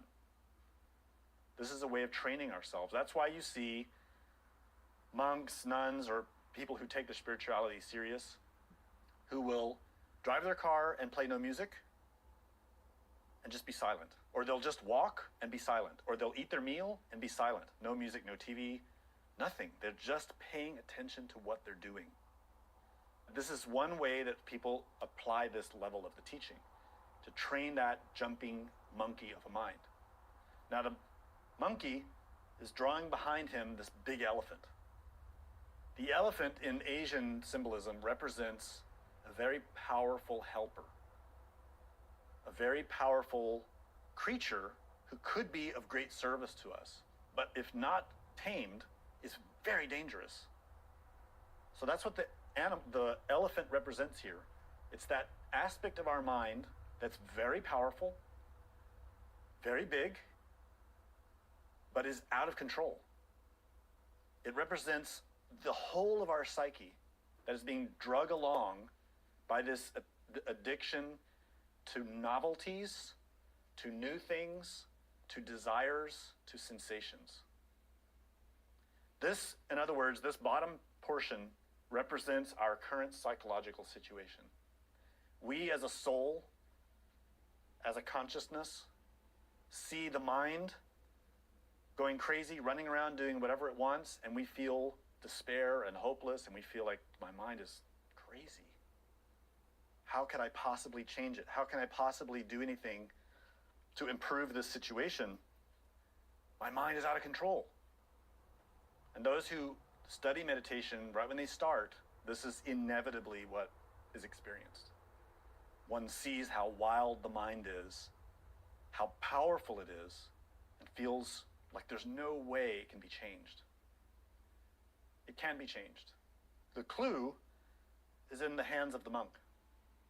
These tools represent the spiritual tools that we need. He has a hook and a rope. And these represent vigilance and mindfulness. Vigilance is to be always watching, to have that hook ready to grab the elephant, to control it, to take control of the mind. Every time it gets away from you, you hook it again and you control it. And you hook it again and you control it. And then it runs away again, it starts being bad, and you hook it and you control it. What you want to wind up doing is to use your power of vigilance and your power of mindfulness, which is the constant awareness, the continuity of your awareness, to little by little catch up to these animals. All day long, being present, paying attention in everything that we do. Using every action as practice for our meditation. When we drive, when we walk, when we eat, when we sleep, we always bring ourselves to the present moment. Relax. I can't emphasize that enough. Physical tension, emotional tension, and mental tension, we create them. And they are obstacles. So part of being a student and learning to meditate is relaxing all the time. Being present, paying attention, and relaxing. And that takes effort in the beginning. But little by little, the more you learn about how your mind functions and about your different psychological behaviors, it becomes easier. All the way over on the left, we see this raging fire. That represents how much effort it takes in this first phase. It takes a lot of effort, and it feels exhausting. First part is the all day long observation of oneself, being present, being mindful. The second part is the time when you actually sit to develop your concentration practice. 10 minutes, 20 minutes, half an hour, whatever that time is that you have to develop it. These two are completely interdependent. If you're only sitting to practice concentration for 10 minutes a day, but the rest of the day you're not paying attention, you're going to get nowhere. You will give up. You will never learn to meditate. If you're only trying to develop self-observation and not trying to develop concentration, you also will be very slow in developing. You may develop some concentration just from mindfulness, but you won't develop sufficient concentration to enter the actual state of meditation. There are many traditions now, many schools, who teach mindfulness. And they teach people to be present and to be aware, but they don't teach them how to meditate. And those people develop some serenity, superficial. It's good. But they cannot penetrate the depths of the mind and actually access real meditation because their concentration remains shallow. So we need both. The daily effort to be present and be mindful, and the daily effort to sit and actually properly develop concentration itself. As we develop that twofold process, little by little, we reach the second stage, number 2 up here. And here we see that the elephant and the monkey both have a little bit of white on them. The mind is starting to settle. Thoughts and feelings and tension in the body are starting to release. And little by little, that settling of the mind begins to increase. We reach the third stage, and here you see the white on the elephant and the monkey is even stronger. And when we're reaching the fourth stage, you see here the third and the fourth, that the monk has the rope on the elephant. That shows that we're starting to actually become aware of the mind more consistently. We're starting to actually have some consciousness of our psychological state throughout the day. Not only during our times of meditation, but also throughout the day. We're starting to gain control. Mind's still wild. It's still leading. It's still ahead of the monk on the path. But we're starting to gain a little control. But the problem is, as soon as we see that, we start to think, oh, okay, now I'm doing it. I'm succeeding. That is where the first danger appears. And that's that little rabbit that's sitting on the top of the elephant.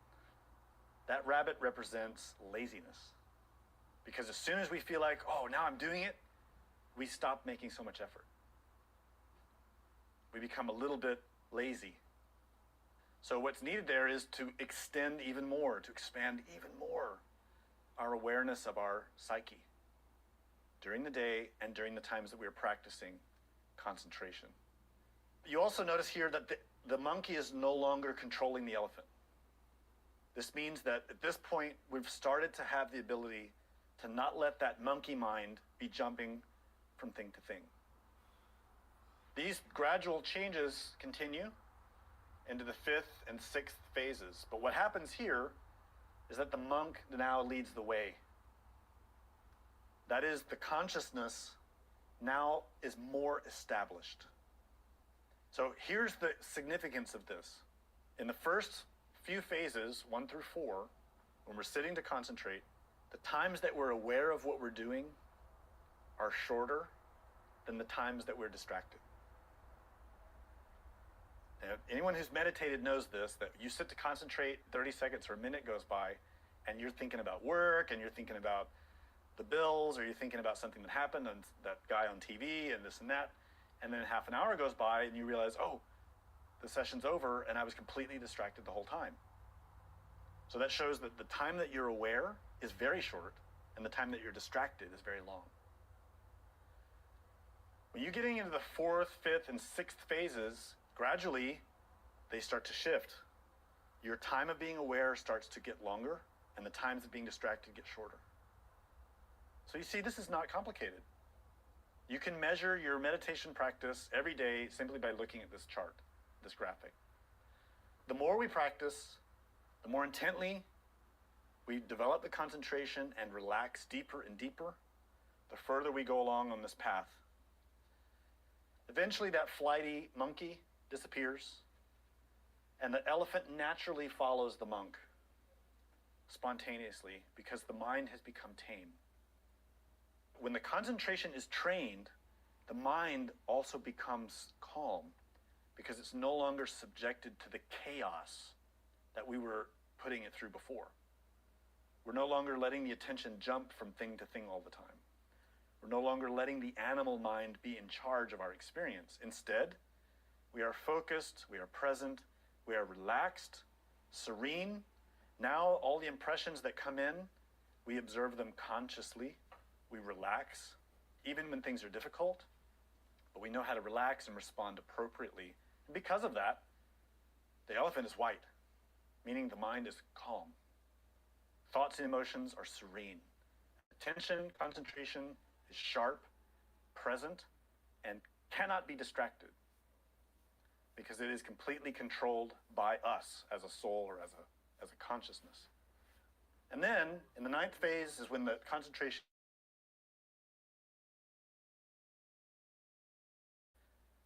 that is what's traditionally called one-pointed mind.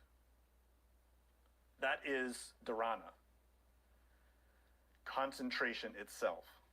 And from this, there is much more, which is represented in a poetic way by these three monks at the top. Those represent additional concentration phases that you can develop. From our perspective, we understand these other concentrations, absorptions, jhanas, whatever you want to call them. They are useful, they have a place, they will inevitably be experienced by any serious practitioner, but they are not the goal.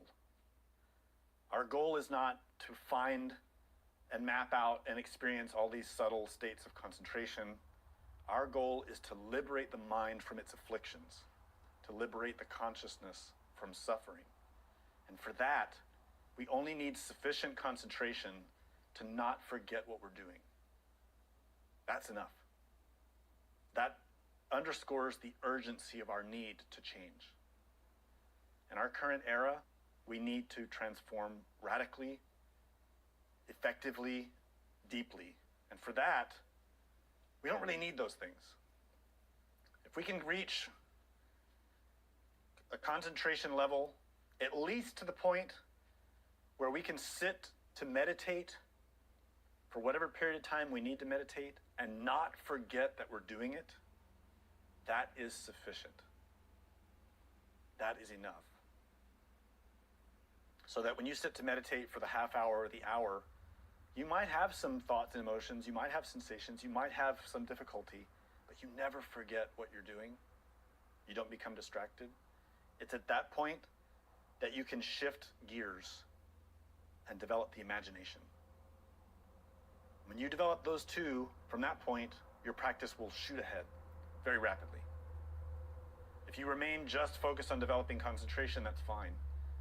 But we prefer to shift over and rapidly develop to actually acquire understanding, to actually develop the ability to comprehend why we suffer and how we can change it.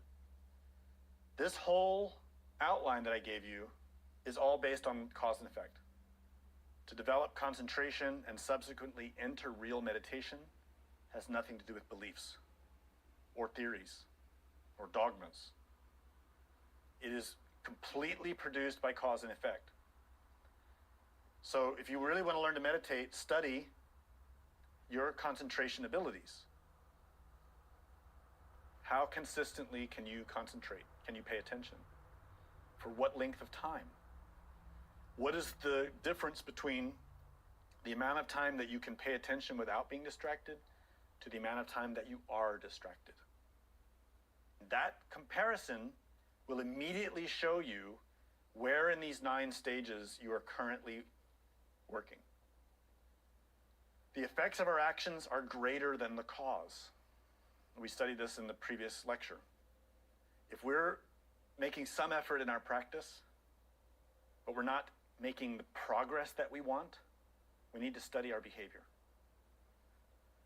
Effects are greater than the causes. When you produce an action, it reverberates out in every direction, physically, emotionally, mentally. Meaning that when I speak a word, not only do I hear it, but anyone in hearing distance hears it, which shows that if I'm alone, the effect of that word is limited. But if I'm in a crowd, that word can be very powerful. That's what that means. Effects are greater than the causes. If our current experience is not satisfactory, we need to study what causes are producing that. And similarly, what causes can produce the effects that we want. If we want to enter meditation, we need to produce the causes that create those effects. So this is a matter of looking at the proportions of our behaviors in our lives. You can't receive a consequence without committing its corresponding action.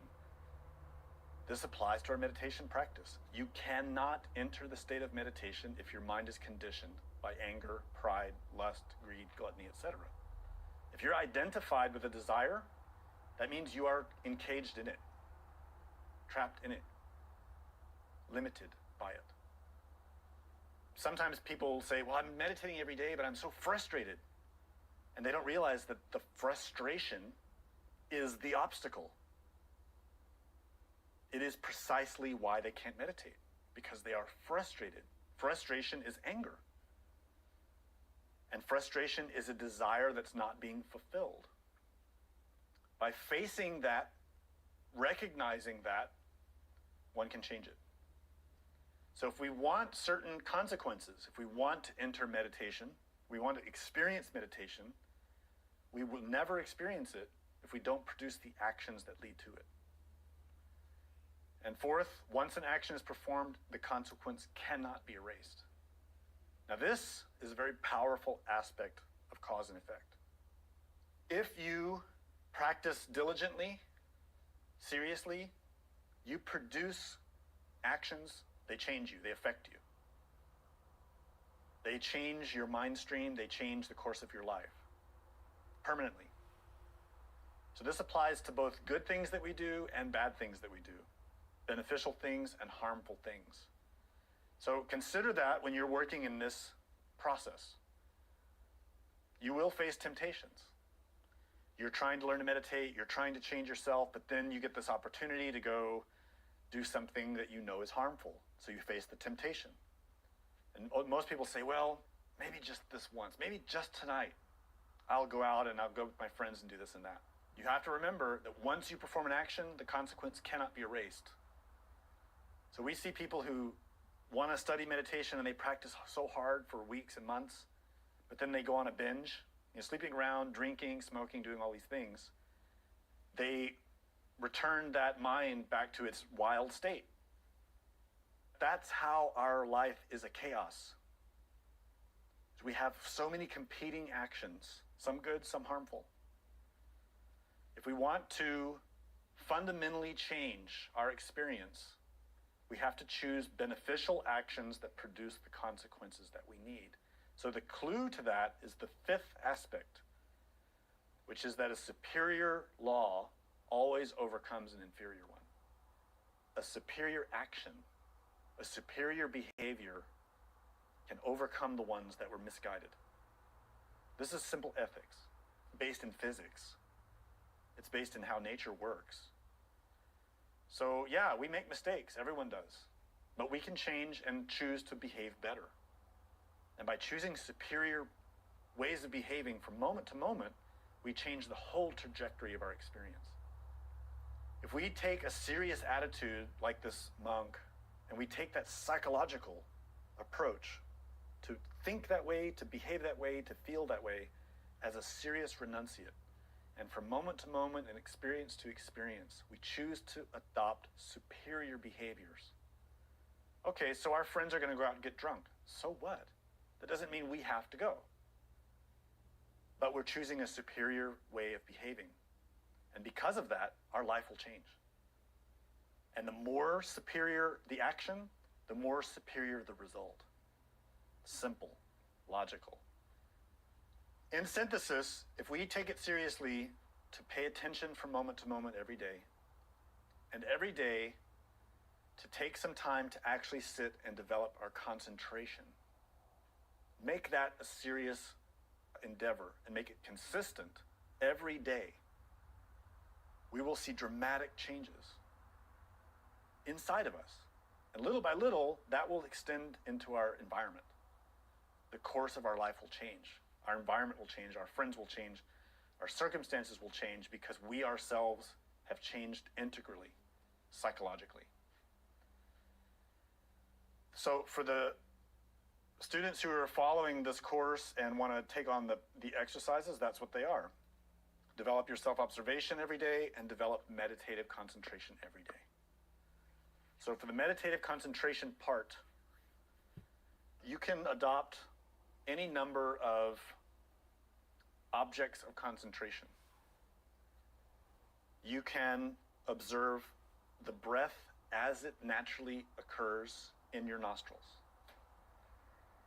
So you adopt a meditation attitude and posture. You relax completely. You shut off everything else. You don't pay attention to the environment you're in. You let your body rest. So you extract attention from all of your senses, except right in your nostrils. And you pay attention, watching the natural flow of the breath and the sensations that produces without changing anything. You don't want to change how the breath flows. You don't want to change anything that's happening in your environment. Somebody's talking next door, so what?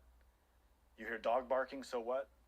You hear some other noise or you feel some pain in your body. You don't react.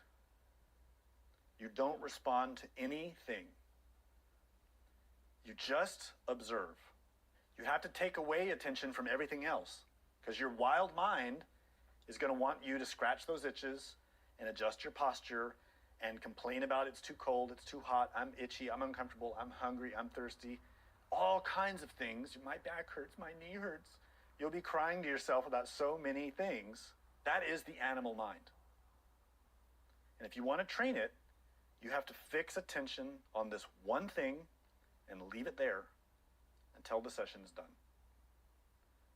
If you're a complete beginner, do this for 10 minutes and then take a break. Don't watch the clock. Set a timer that you don't have to watch and pay attention to. You set a timer, you close your eyes, you relax completely, and you focus your attention on that one thing, the breath in the nostrils, and you keep it there. And every time you get distracted, you return again to paying attention to the sensation of the breath as it is, without modifying it. And see if you can go 10 minutes without being distracted by anything. And keeping a continual observation of those sensations. If you can do 10 minutes, then go to 20, then go to 30, then go to 40, then go to 50, then go to an hour. That's all there is to it. And then thirdly, I'm suggesting that the students continue with the diary. And that's something we gave in the previous lectures. So continue with that, it will help you.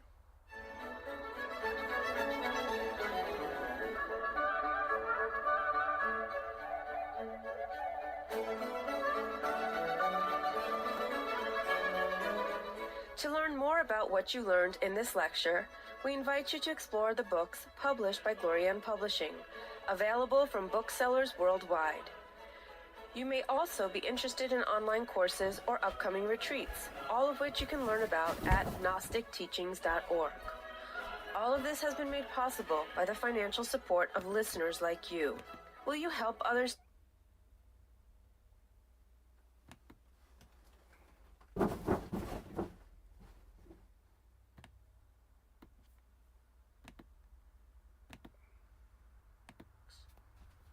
Serenity is not something that is given as a gift. It is something that we receive from the gods. It is also not something that can be bought.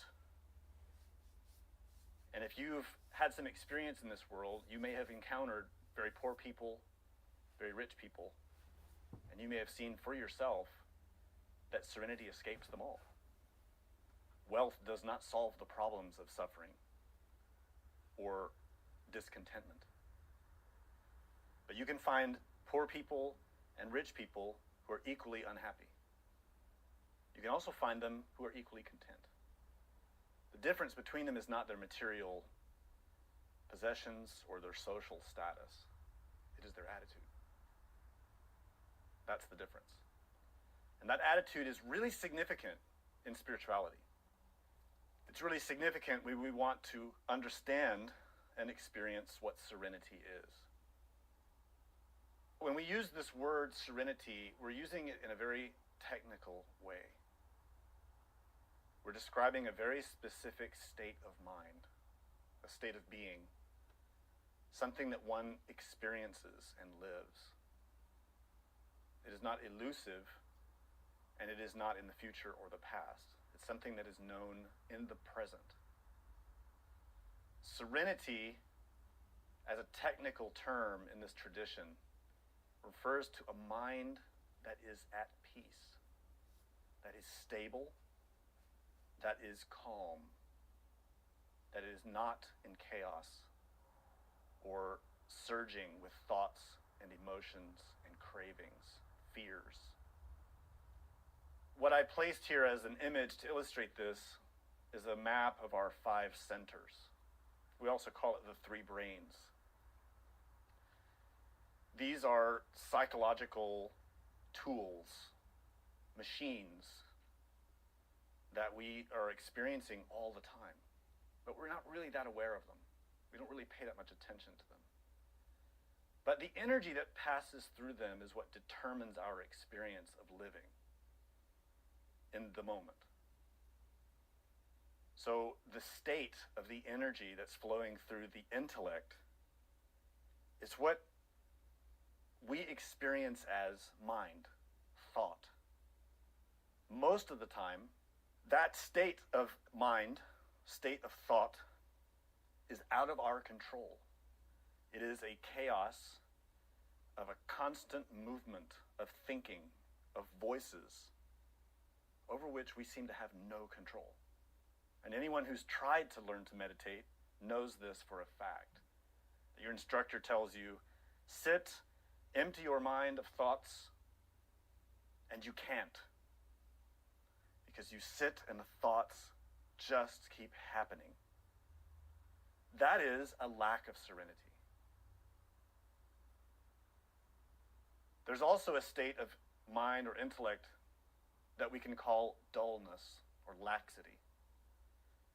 And this is a state in which the mind is very dark, dull, heavy, like molasses, like mud, something thick, impenetrable. And we can also experience that in our daily lives or in our attempts to meditate, when our mind just seems sluggish. Usually when we feel that, we run for the coffee or we run to bed.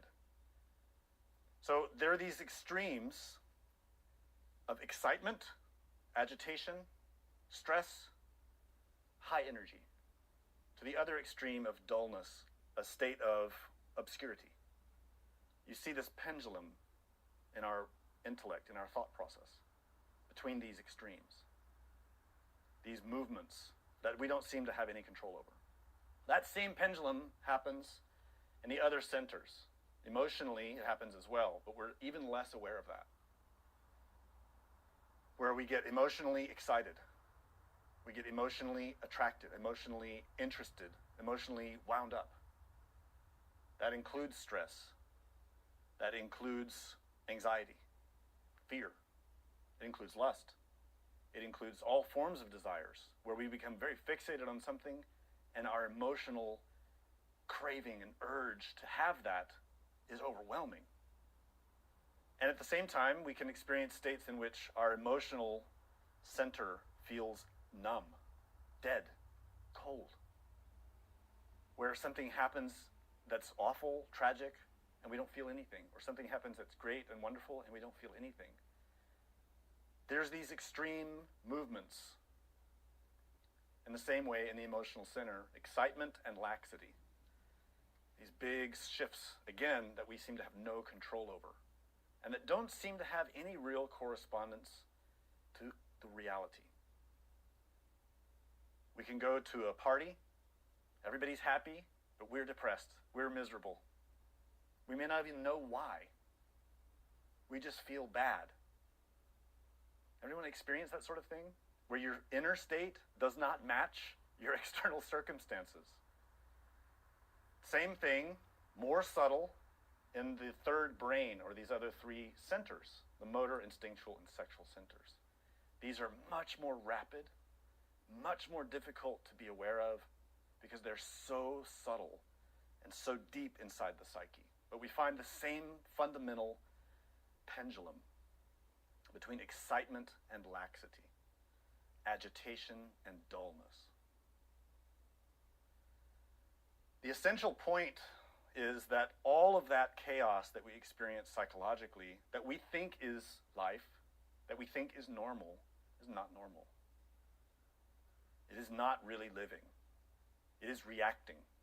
And it is being in a cage, psychological cage, over which we have no control.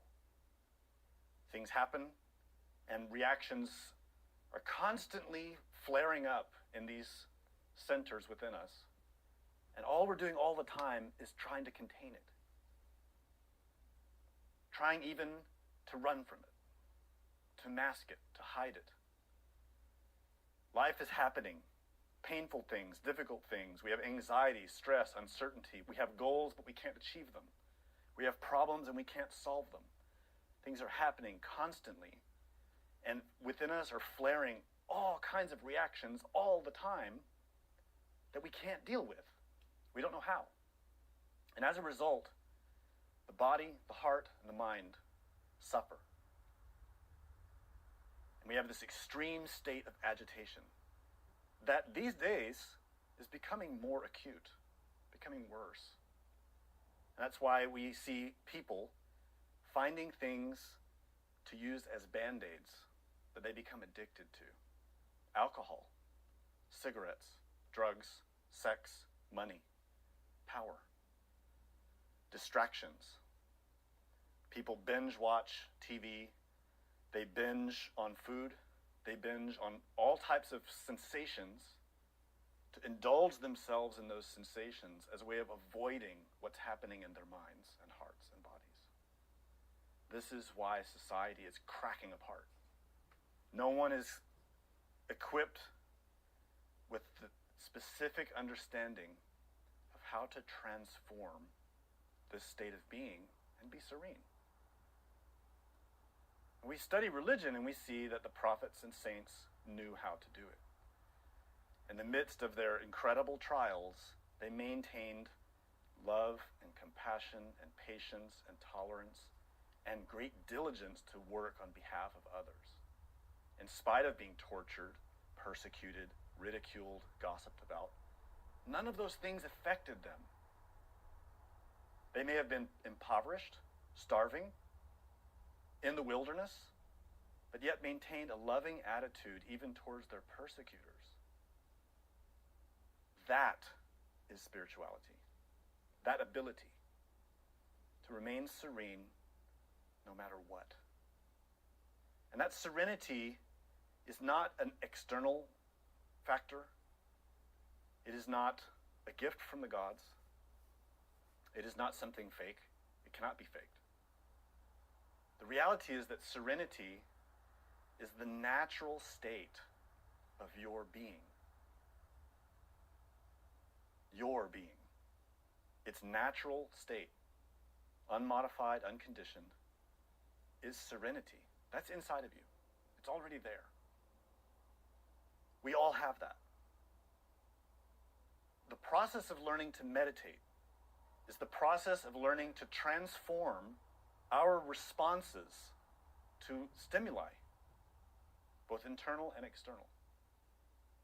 To learn to perceive in a real way and not respond mechanically and automatically due to anger or fear or lust or greed or gluttony or envy or any of those other qualities, but to instead rely on the natural and true state of our inner being, which is serenity, love, altruism, patience, diligence, those types of qualities that we all have inside. What I'm pointing out is a fundamental difference in attitude. Most people who come seeking meditation want a band-aid. They want to be given a quick fix. Do this practice, take this drug, buy this machine, go to this workshop and spend thousands of dollars, and we will give you the key to happiness. That's what people say and people believe. That's all lies. It's all lies. The reality is, serenity is already in you. It is the natural state of your consciousness. All you have to do is transform your moment-to-moment way of dealing with things. It's a shift in attitude. Instead of chasing after serenity, you look for the things that prevent it. And you change how you respond to them. That simple action lets serenity emerge on its own. It lets serenity become our natural state. It's quite simple. It takes work. It's a simple thing, but it isn't an easy thing. What it requires is that we are able to be present in the moment and to remain aware of these parts of ourselves, these 5 centers, to be watching them, and to be in charge of them consciously. So that when someone comes with gossip and we hear, oh, this person's been saying these things about you, instead of letting that flare of fear and anger and hurt pride take control of our mind, and our heart and our body. We instead observe that event and we reflect in ourselves. Who cares what they think? Their words don't mean anything unless I give them value. If I give those words no value, then they mean nothing. Why should I let them disturb my peace of mind? Moreover, if they said those things, maybe I did something wrong. Maybe I am at fault. Maybe I hurt that person. So you see, instead of becoming angry with them, we become compassionate. We become understanding. We remain at peace. It's a shift in attitude. It's a shift in how we transform impressions, and we utilize these centers in ourselves. If we're capable of that, we're capable of learning to meditate. In the previous lectures, we've been studying this graphic. This is an image from Tibetan Buddhism, and it illustrates the fundamental steps that one passes through on the way to achieving serenity. The technical state. Again, this isn't something theoretical. It isn't something debatable. It is a state of consciousness that anyone can experience if you produce the causes that reach that result. The tradition explains that there are two fundamental ways to prepare oneself for serenity, to begin to reach towards it. And they're quite simple. One is preparation, the other one is practice. So in the previous lectures, I was explaining that the wisdom that we need in order to understand life and understand our problems is reached through a three-step process. The third step is that wisdom itself, which in Sanskrit is called prajna, and that means profound knowledge. The step before that, to access that type of wisdom, is called samadhi, which means ecstasy, and that refers to a state of being where your consciousness is not conditioned by anything. It's not conditioned by your body, by any senses, or by any egotistical or psychological defect, like pride or anger or lust. When your consciousness is extracted from all of that, you experience what's called samadhi or ecstasy. It's an experience of absolute liberation, even if it lasts only a moment. It is an unforgettable experience because you see and experience and know your true nature, which is serene. To reach that samadhi, there's the first step of those three. That's called shila, and it means ethics. Ethics, ecstasy, wisdom. We begin with ethics. Through those ethics, we stabilize our psychological experience so that the consciousness can experience serenity. And from that serenity, we access wisdom. That's all it means. It's simple. So reaching serenity is the key to accessing wisdom.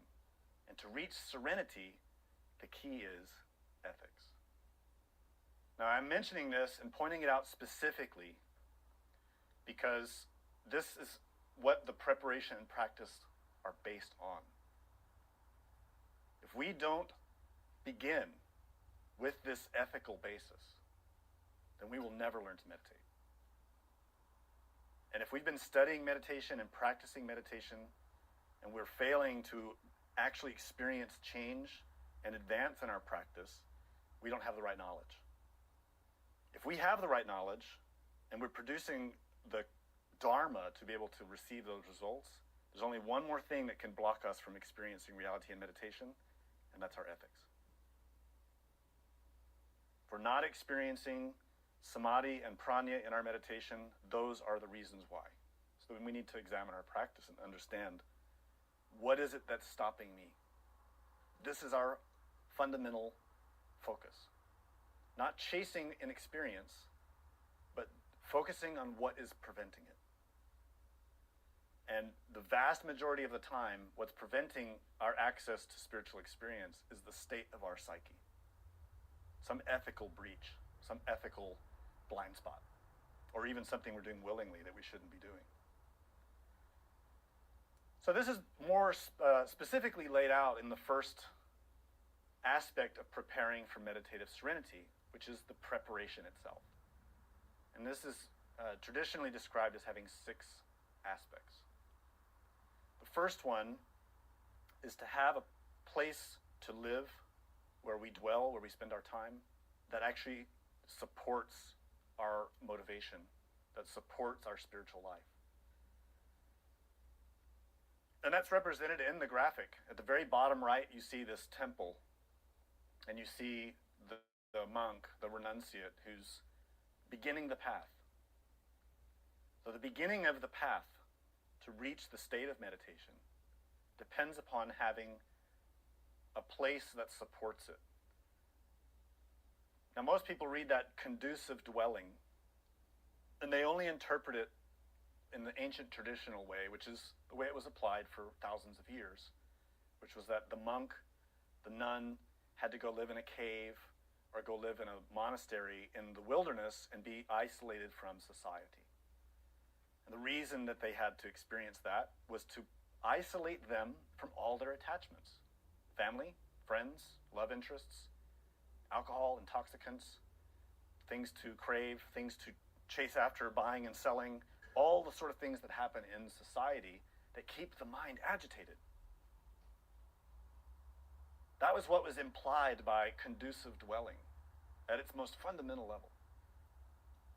Of course, nowadays, we all live in society. To survive now, we have to. Conducive dwelling is not an easy step to achieve, but we can make steps to improve our environment. So, for example, keeping a very clean house has a big impact on your spiritual well-being, on your psychological well-being. Keeping yourself clean, having a home that has a space where you can practice can really help you. A corner, a room. I know somebody that made their closet into a meditation chamber. As much as we're able, if we can cultivate an environment that supports serenity, more the better. If in your house you always have the TV on, the radio on, people are smoking, people are doing drugs, people are sleeping around, like if you live in a college dorm, this is going to be very difficult. Because people in college dorms or in apartment buildings are surrounded by very intense psychological influences, very negative ones, that are completely contradictory to achieving serenity. So the effort, the work that's going to be required to overcome that is quite significant. So a person in that circumstance may need to find some place that they can go, to take a break, to have peace, to go to a church or a temple or the forest, to sit by a lake, some place where they can go and be isolated from all of that, at least while they attempt to meditate. Conducive dwelling refers to identifying things in our environment that we can change in order to defend ourselves, protect ourselves, and support ourselves in our efforts to meditate. The second aspect is to have little desire.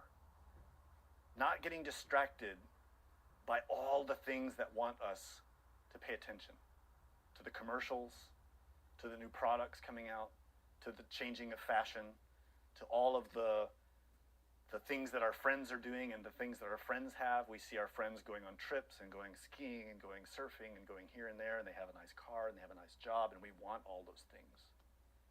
And we never question it.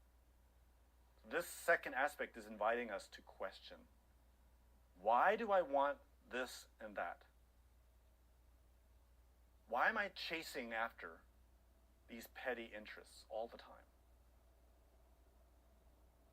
Why is it that I'm letting all these desires for circumstances or for possessions to give me so much discontentment and agitation psychologically?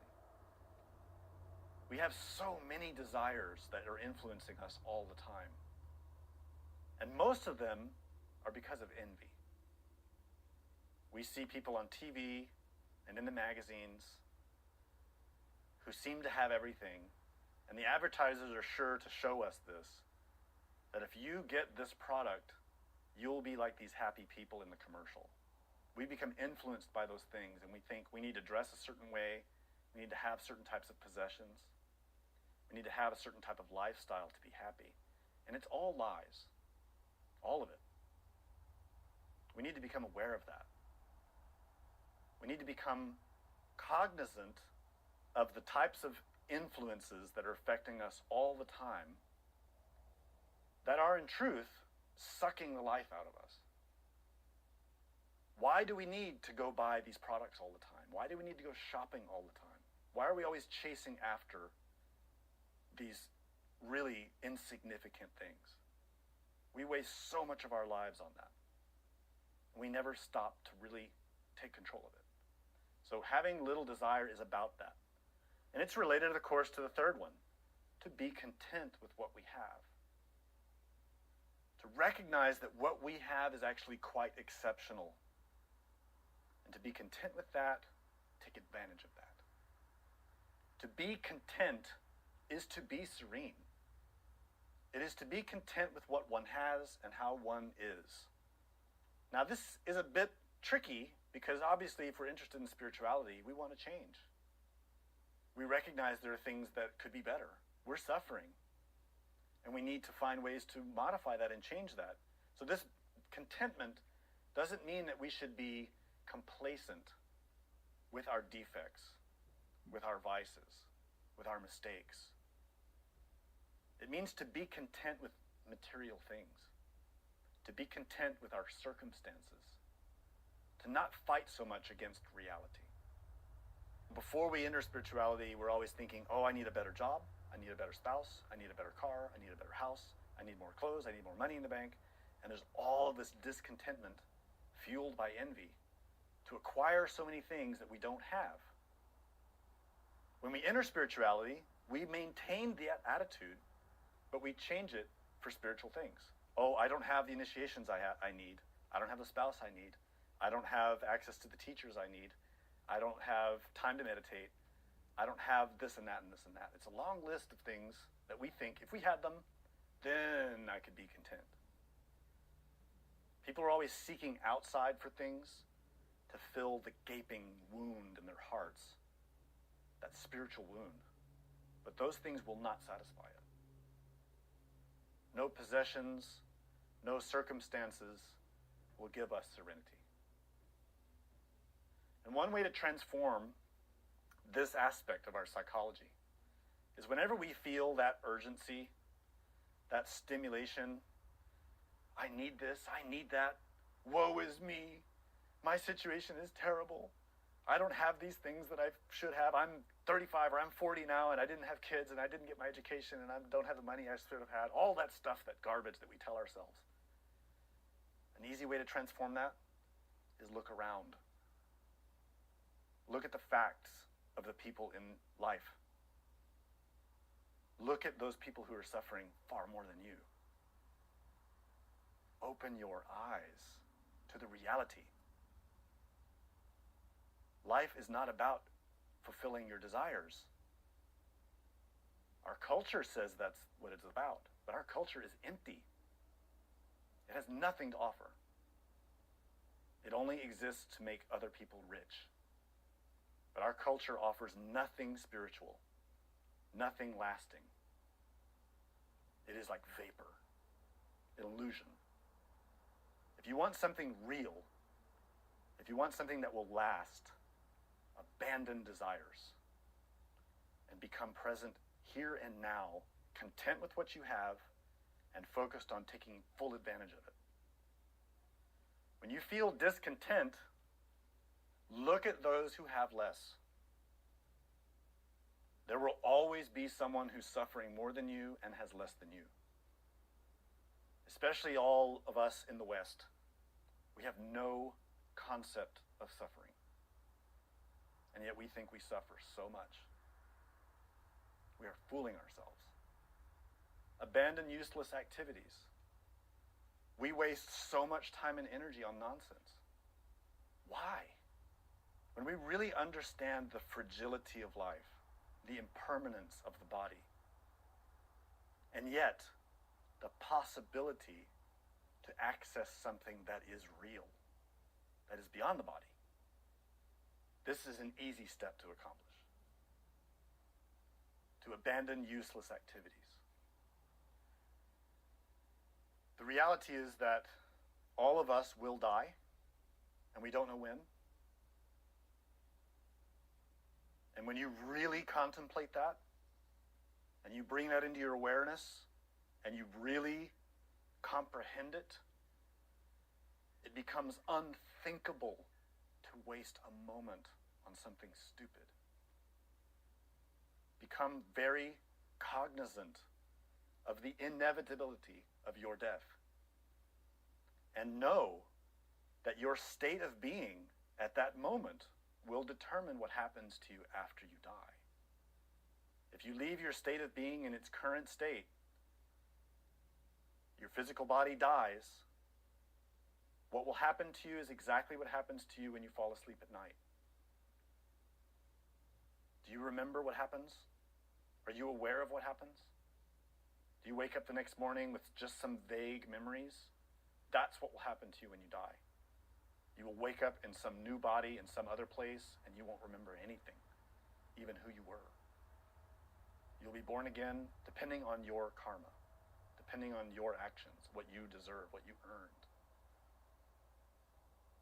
If you want to have control of that process, be aware of that process, you have to change your level of being now, so that when you fall asleep at night, you know what's happening to you all night long, and you're aware of it. This is not theoretical. It's not a belief. It's being done by people who practice these teachings. People who practice these teachings daily, they lay their body down to sleep. They don't fall asleep. The body does, but consciousness does not. They use that time when the body's sleeping to continue working on themselves, to continue transforming themselves, but not in the physical world, in the dream world. That's here. Malkut, the lowest level, is the physical world. Here is the fifth dimension, the world of dreams. Hod and Netzach. Any religion that you study talks about that. It's in Christianity, it's in Judaism, it's in Buddhism, it's in Hinduism. People nowadays think it's a joke. It isn't. It's real. Abandon useless activities means instead of wasting time shopping, flipping Facebook for hours on your device, stop doing stupid things like that. Turn your energy and attention to things that are fruitful, that actually have benefit and meaning, not only for yourself, but for others. People always complain, I don't know what to do to help other people. I don't know what to do to advance my spiritual life. Look at how you spend your time and change it. Every person who is alive has a lot to offer to help others, without exception. We have students, one student in particular is coming in my mind. This student is a very young man. He is mentally disabled. He's not easy to deal with. He's very unpredictable. He's tall and muscular and big and very energetic. He's intimidating. But he has enormous compassion. And in spite of his mental condition, invests time and energy, not in being a couch potato watching television or playing video games, but in serving others, helping others.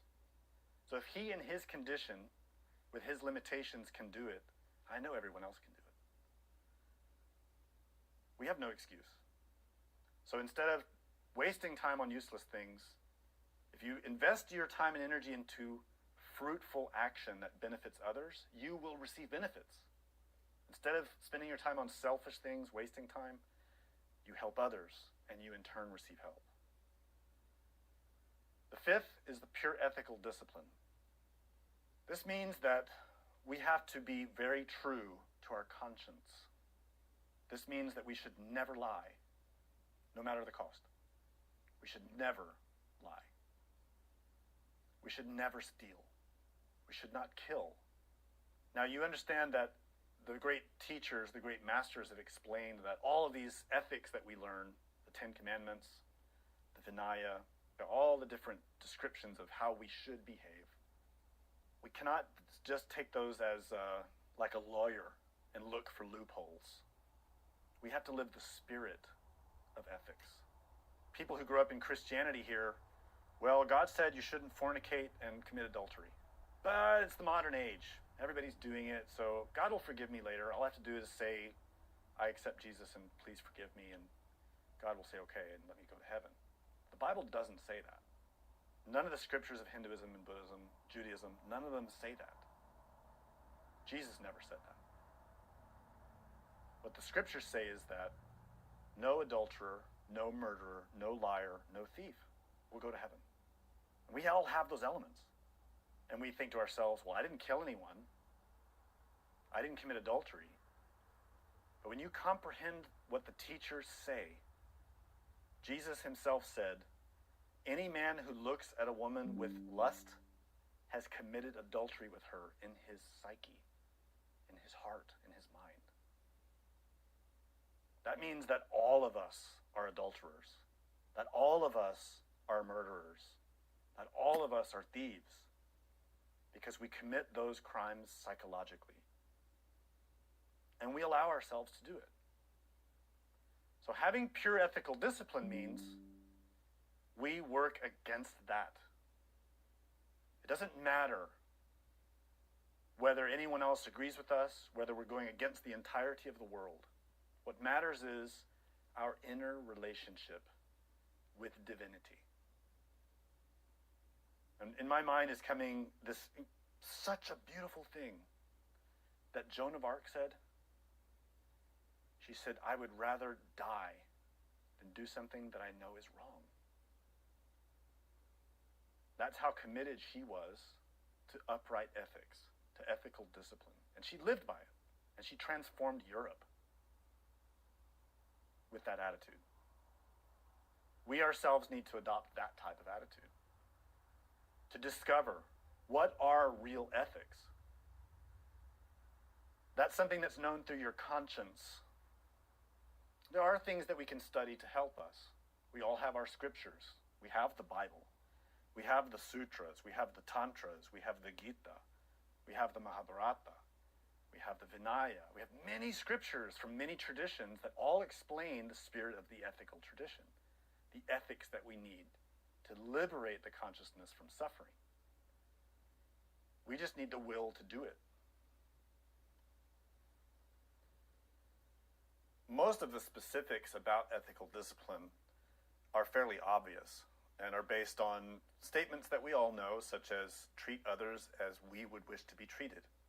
So to be compassionate, to be kind, to be patient, to be loving.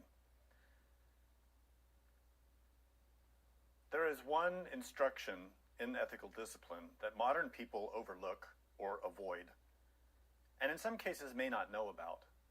But it is the instruction that every monk, nun, priest, or yogi receives, which is to be in a state of brahmacharya, or sexual purity. And this instruction is extremely significant. Modern students of meditation overlook this statement and think it only applies to monks or nuns or priests, but in fact, it is the very foundation that stabilizes the consciousness. Our use of sexual energy has tremendous impact on our psyche.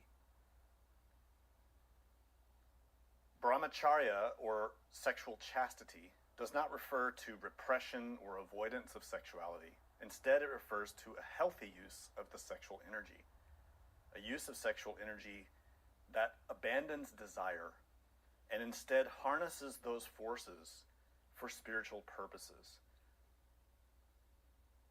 To facilitate that, the students would receive instructions of different types of exercises in which that energy can be harnessed and transformed, nourishing the free consciousness instead of nourishing lust and pride and envy, greed and gluttony and all the other tendencies that our sexual energy tends to feed when it is not under the guidance of a spiritual discipline. You see, sexual energy is creative, but it is also destructive.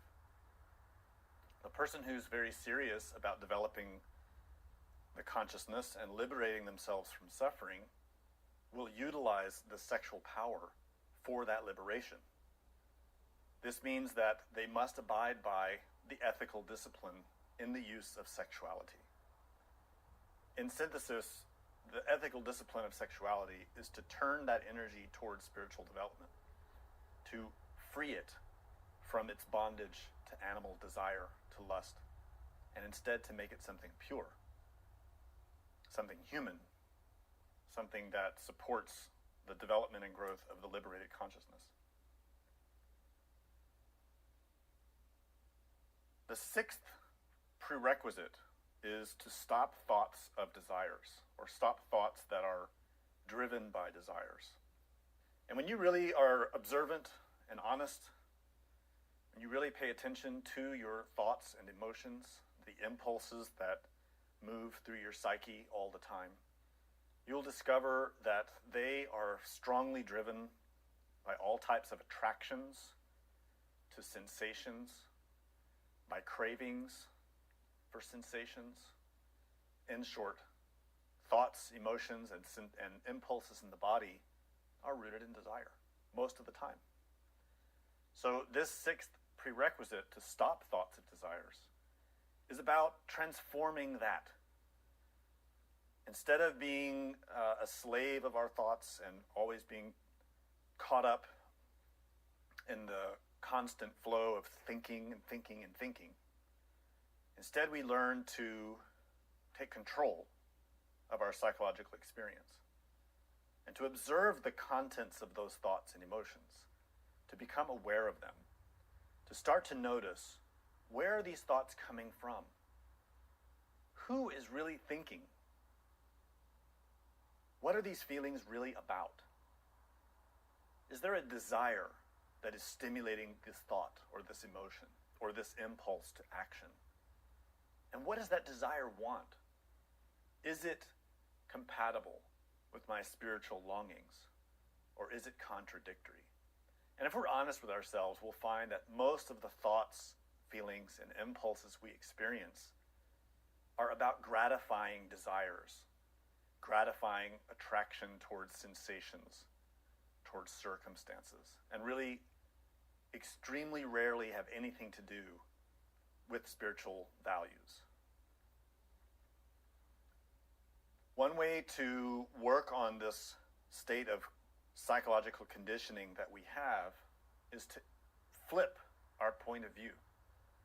When we find ourselves thinking and feeling and following impulses that are mechanical, that are animal, that are rooted in desire, we should then reflect on impermanence, reflect on the inevitability of death, reflect on cause and effect. When we feel attracted towards acquiring something, towards having an experience, or we feel attracted towards some person and we can't stop thinking about them, we have to reflect on that attraction, the nature of it. What is it about? What's inside it? Why are we a victim of it? Why is it driving us?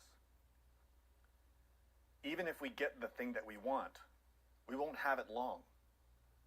We suffer not having it, then getting it, we might suffer, and then losing it, which we will suffer.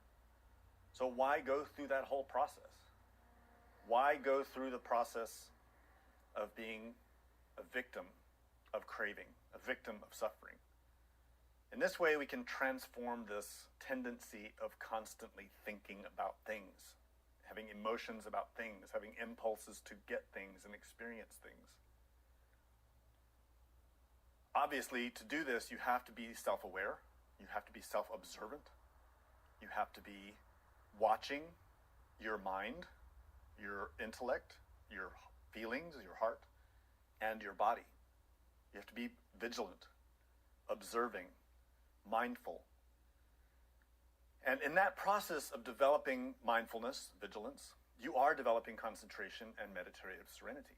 You are developing your skills for meditation. But what you're also developing is the ability to recognize the difference between you and your thoughts.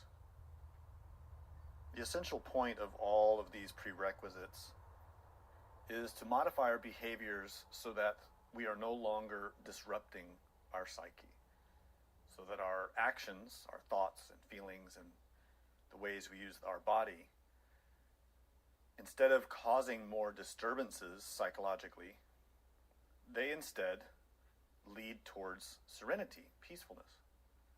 by abandoning bad behaviors, bad ways of thinking, harmful emotions, and harmful actions with the body, the mind naturally steadies. The psyche naturally comes to a calm state. So what this means is that the reason that our minds are disturbed, are unsettled, and we cannot concentrate and we cannot relax, it's all because of our behaviors. If we apply these prerequisites, these changes to our behaviors, physically and psychologically, serenity is the natural outcome. This is simple cause and effect. Let me emphasize again that the basis of all of that change is energetic. It is the energy that feeds our actions. And the most powerful energy that we have in us is the sexual energy. We can do all of the ethical changes. We can meditate for hours every day. But if we are not working with the sexual energy in an upright way, we will never learn true serenity. The sexual energy has the greatest power to disturb the mind, the heart, and the body.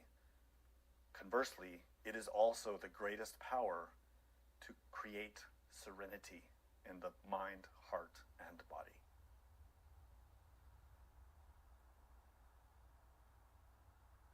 So all that was just the first aspect of preparing for serenity.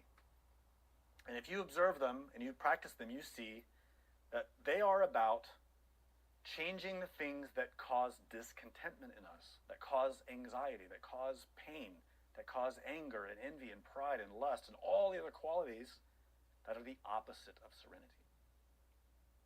If we want serenity in meditation, if we want to enter this path and stabilize our psyche so that it can reflect reality, so that we can acquire wisdom, we need to stop behaving in the ways that contradict it. Notice, recognize the behaviors that you perform that cause you to not have serenity, and change them. Are you envious? Are you discontent? Are you stressed? Are you anxious? Are you lustful? Are you angry? Transform that. Most of us think, I will be content if I can move, if I can get out of my town, my city, my apartment, if I can find a girlfriend or a boyfriend, if I can get a better job. We all think that these external things will give us contentment. They won't. Every external circumstance will just create new problems for us. That's it. Some old ones will become less severe and some new ones will become more severe, and we will be in the exact same problem. The discontentment is not caused by external things, it's caused by our psyche. So these 6, in summary, are about learning this new attitude. Learning to transform, find contentment in the moment. Being conscious of oneself. Being relaxed. Not letting desires and discontentment be in charge of our psychological experience, but instead to have our willpower focused on the moment, open, not craving, not avoiding, perceiving reality, observing the facts, seeing things for how they are, and dealing with it. Very practical. Feet on the ground, not our head in the clouds, not dreaming about nirvana or heaven, not fantasizing about being a spiritual person, being in the moment and living life with full attention, full awareness, the full power of our ability to perceive, receiving that information, transforming it. We're talking about something that's very energetic, very conscious. If we can start that process, then we're performing what we call self-observation. Self-observation is the moment-to-moment continuity of awareness of ourselves. And not simply just a casual awareness, but an active observation, looking at the facts, relaxing, observing continually. Relaxing is a key element here. You can see that when our home is a place of chaos, we're always annoyed, we're always bothered, it makes us stressed. We can't relax. When we have a lot of desires, we're always stressed. We can't relax. When we're not content, we're always stressed. We can't relax. When we're full of all kinds of activities, we're very stressed. We're not relaxed. We don't have good ethics. We're lying. We're fornicating. We're committing adultery. We're cheating. We're not being honest. We're anxious. We have a lot of uncertainty. What's happening with our finances? There's so many things. What about the election? What about the president? What about the war? All of this intense information that's flowing into us all the time, making us very tense, very stressed, very chaotic. All because we are not transforming it. That's a choice. We choose. We shift our attitude. We change the things we can change in our environment. Maybe there's something we can do to improve our home. Maybe we can change our behaviors, our attitudes, the activities we're involved in. Maybe we can cut out some things that we don't need to be doing. But most of all, we need to learn to change our moment-to-moment experience. Be present and observing facts, and relax. This relaxation is to relax the whole body, all the time, anytime you can remember it. Whatever you're doing, you're at work, you're driving your car, you're at home, you're washing dishes, you're doing laundry, you become aware of yourself. Wow, why am I tense? I'm just doing laundry. Why is my mind racing when I'm just doing laundry? Relax. Be fully present. No need to think about tomorrow or yesterday. Look at what you're doing and do that. Set everything else aside. Breathe. Relax. Observe. Keep that continual from action to action. When you're at work, you're dealing with your employer, you're dealing with the people that you serve, you have to apply the same principle. Notice that when you go into conversation, you become very tense. You start to act in different ways to impress people, to please people, to influence their attitude towards you. Why? Why not just be relaxed and be yourself? Why not just be honest? Why not just be content and not be concerned whether they like you or not, praise you or blame you? If you are honest, you are yourself, you can be strong in that. But if you're lying, if you're deceiving, if you're not acting like yourself, if you're acting like someone else, of course you're going to be anxious because you're not being genuine. Simple things, but that have a big impact on the psyche. Now, all of that cumulative action throughout the day is what is producing your experience of life. So if you are experiencing discontentment and anxiety and stress, you are the one creating it. If you can change that, your attitude, learn to observe and learn to relax all the time, everything else will change. There's a fundamental principle, a law of nature. If you change internally, everything outside of you will change too. That is a law of nature. It is not a theory. And you can prove it. Observe people. Observe the person, someone that you may have known for a long time, who suddenly starts drinking, smoking, sleeping around, becomes an addict, becomes a liar and a thief. And observe how their life goes into the toilet. And observe another person who was bad and did bad things, but changed, gave up the addictions, gave up the dishonesty, and see how their life improves. These are laws of nature. It's observable. It is factual. It is provable. Let us live it by it ourselves. Choose the superior action, and you will receive the superior result. All of that is concerned with our daily lives. In our daily lives, we are establishing a psychological environment. Make that clear for yourself. All of this, how you engage with the world, is creating an environment for your psyche. And if you're behaving in a superior way, in a proper way, that environment becomes conducive for meditation. Only in that environment can meditation happen. Someone who is an addict to drugs, to alcohol, to sex, to money, to praise, all the things that we can be addicted to, that person will never learn to meditate until they conquer the addiction. Any type of activity or behavior that produces discontentment, disequilibrium, anger, pain, anxiety, all of those qualities that contradict serenity, prevent it. They prevent meditation. Meditation happens when the psyche is calm, serene. When you see people talking about a spiritual life and they're encouraging drug use, alcohol use, abuse of sex, lots of money involved, they're lying. Once you create that psychological environment, you get to the actual practice of meditation.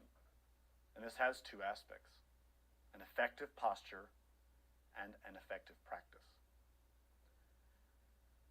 Now, if in your daily life, your psychological attitude is one that is out of control, where you're not cultivating relaxation and peacefulness, and when you try to meditate, you won't be relaxed. You'll come home from your crazy day, stressed out, anxious, angry, upset, and want to meditate. It will be very difficult.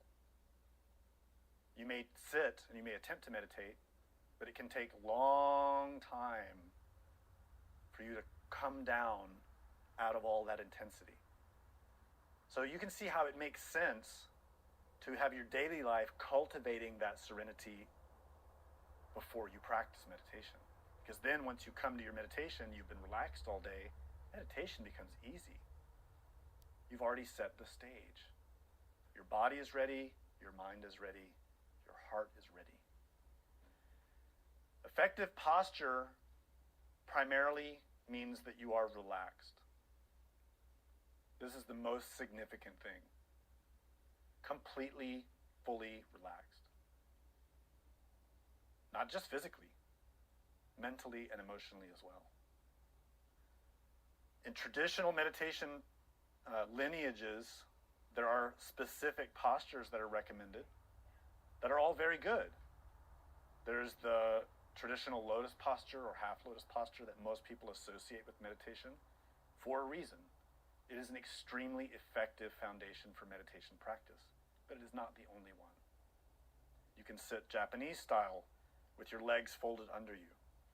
You can sit in a chair, hands on your knees, feet on the floor, back straight. These three basic postures are the best for beginners. To have your spine straight, your head upright,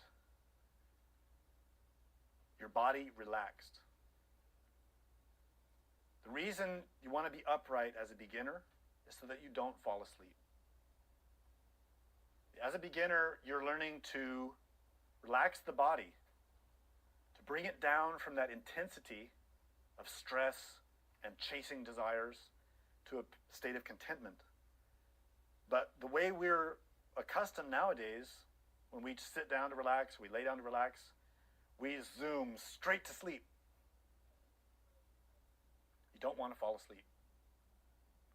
You want to maintain a posture where you can be relaxed but wakeful.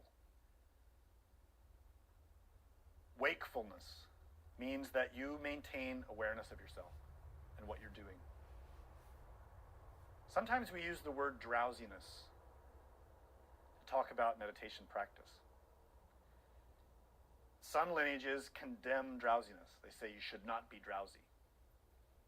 what they're saying is that you shouldn't be falling asleep, losing awareness of yourself. What we mean by drowsiness is that the body is so well relaxed that you don't have to pay attention to it. The same way that it gets when you're going to take a nap or you're going to go to sleep. The body just becomes very still.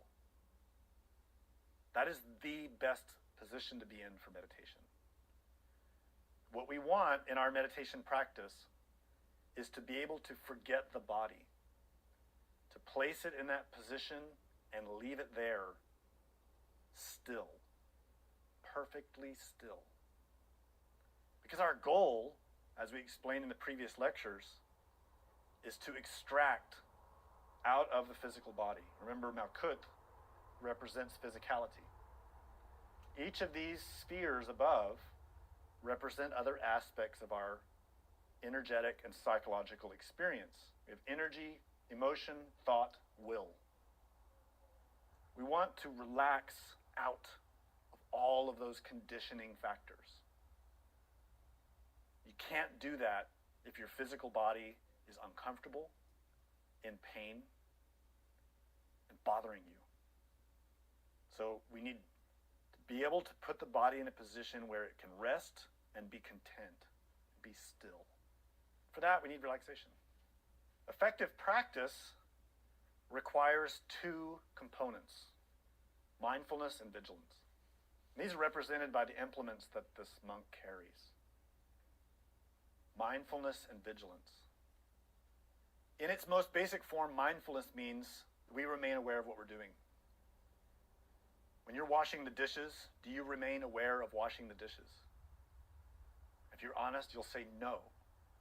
Because most of us, when we wash the dishes, we're thinking of something else. We do the dishes mechanically. We're not really paying attention to it. We're listening to the radio, or we're thinking about work, or we're thinking about that attractive person that we saw, or that product we want to go buy on the internet. We're remembering the problems we had that day, or the problems we're facing tomorrow. And we're washing the dishes without awareness of our body. That is a lack of mindfulness. That means that will be an obstacle for meditation. To be able to meditate, you need mindfulness. Very strong. This means that your attention is not distracted from what you're concentrating on. When we begin the process of developing meditative serenity, we learn to place consciousness on one thing and hold it. And take attention away from everything else. So one common and basic practice that we use is to observe the breath. To look at the sensations of breathing as they happen, without changing them, and to keep our attention on that. Mindfulness is like this rope between where consciousness comes from to what it is observing. It's a rope that connects us. I am aware of observing my breath, and that awareness of what one is doing is mindfulness. That is what we want to sharpen. And we can develop that all day long in all of our activities. When you're driving your car, drive and be aware of what you're doing and observe the continuity of that awareness. And notice when you get distracted, you bring it back and you remain continually aware of what you're doing. And in that way, you're developing your meditation practice while you're driving, while you're walking, while you're washing dishes, while you're working. So your life becomes nourishment for your spiritual development. The hook that he has in his other hand is vigilance. And that's used to watch for when we get distracted. So you're doing something. Let's say you're meditating, you're observing your breath.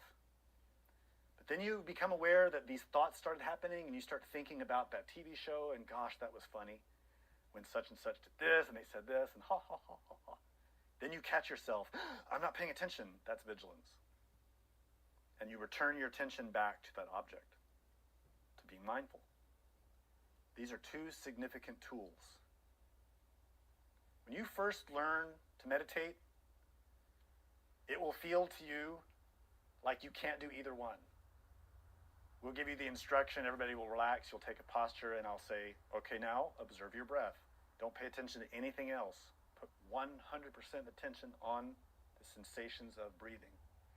And you'll start to watch it, for 5 seconds, 10 seconds, 15 seconds, and then you're remembering that episode of some TV show you saw when you were a kid and it was so funny, and then 20 minutes goes by and I say, okay, we're done. And you say, wait a minute, all I did is think about TV. Seems frustrating. That experience shows you how little mindfulness, how little vigilance you have, and how much work you need to do. It's a painful experience, but a beautiful one. Because it's the initial moment when you realize, wow, this is real. I can change it. You change it through your daily activities, and you change it by practicing every day. Little by little, they get better. You get stronger. You're able to maintain mindfulness of what you're doing for longer periods. And your vigilance is there waiting to see if you get distracted, to catch yourself and bring yourself back to focusing on the object of meditation. So I just described for you the first 2 stages that are illustrated on this graphic. The first 2 are at the bottom. The very bottom one is the first stage. It shows the monk chasing the elephant and the monkey. The elephant represents the dullness and the heaviness of the mind, which is out of control, being pulled along by the monkey who's always distracted and always curious, always browsing the internet, always going on Facebook, always going here, going there, interested in this, interested in that, always running away from the truth. And we, as the spiritual person, the consciousness who wants to change, we have to chase these animals in our mind. To do it, we need the rope and the hook. So through our daily lives, and also through our daily practice of concentration, we need to learn to settle the psyche by withdrawing attention from everything else and direct it towards a single focus. This is stage 1. Every Buddha, every angel, every master who ever learned to become that started here. Step 1. Settle the mind. Settle the psyche. Focus attention on one thing, keep it there. It isn't easy. That's what this fire represents. The intensity of effort that it takes. The amount of energy it takes to keep doing this again and again. The Buddha Shakyamuni said, if in your practice your mind wanders 1,000 times and you return it 1,000 times, that was a beautiful meditation. Key is to catch when we're distracted and bring our attention back to the object that we're observing.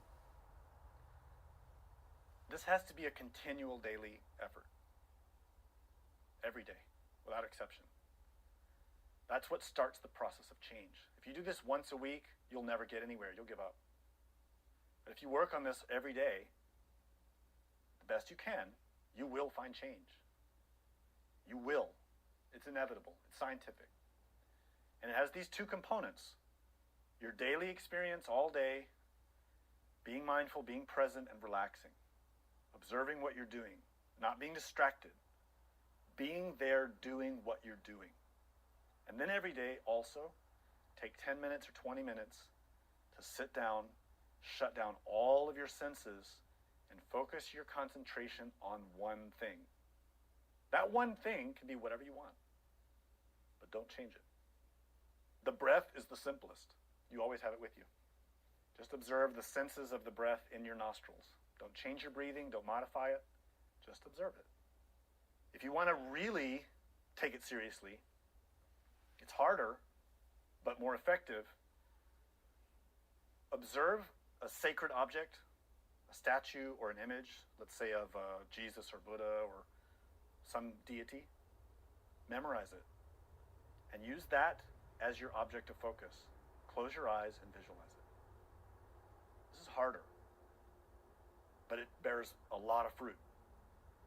But you have to do it every day. 10 minutes, take a break. Do another 10 minutes, take a break. Do another 10 minutes, take a break. So that's the first stage.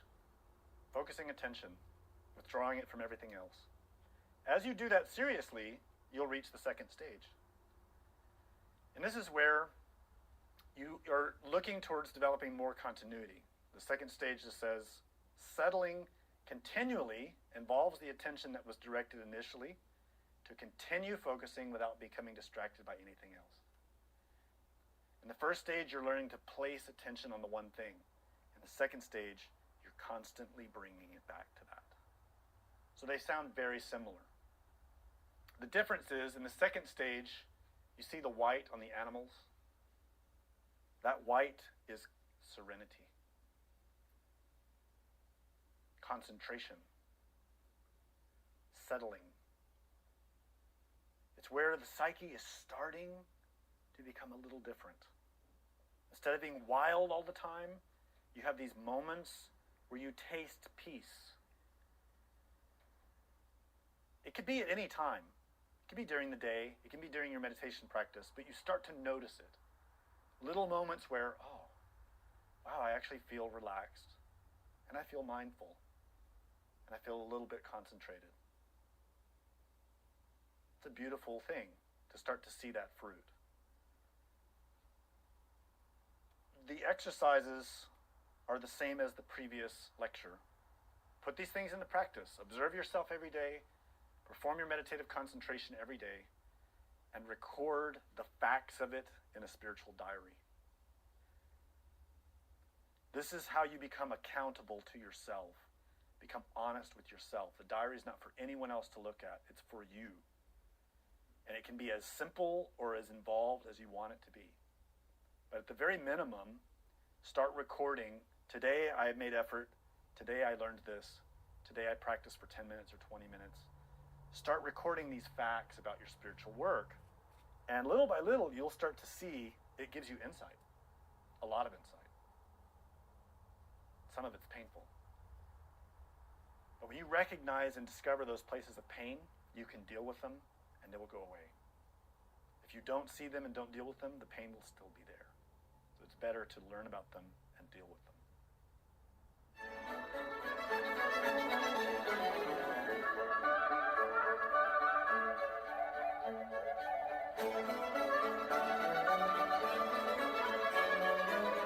To learn more about what you learned in this lecture, we invite you to explore the books published by Glorian Publishing, available from booksellers worldwide. You may also be interested in online courses or upcoming retreats, all of which you can learn about at GnosticTeachings.org. All of this has been made possible by the financial support of listeners like you. Will you help others to benefit from this knowledge? Most spiritual schools recommend a donation of $10 to $20 per lecture. Every donation helps. Make a donation now at GnosticTeachings.org. Thank you. May all beings be happy.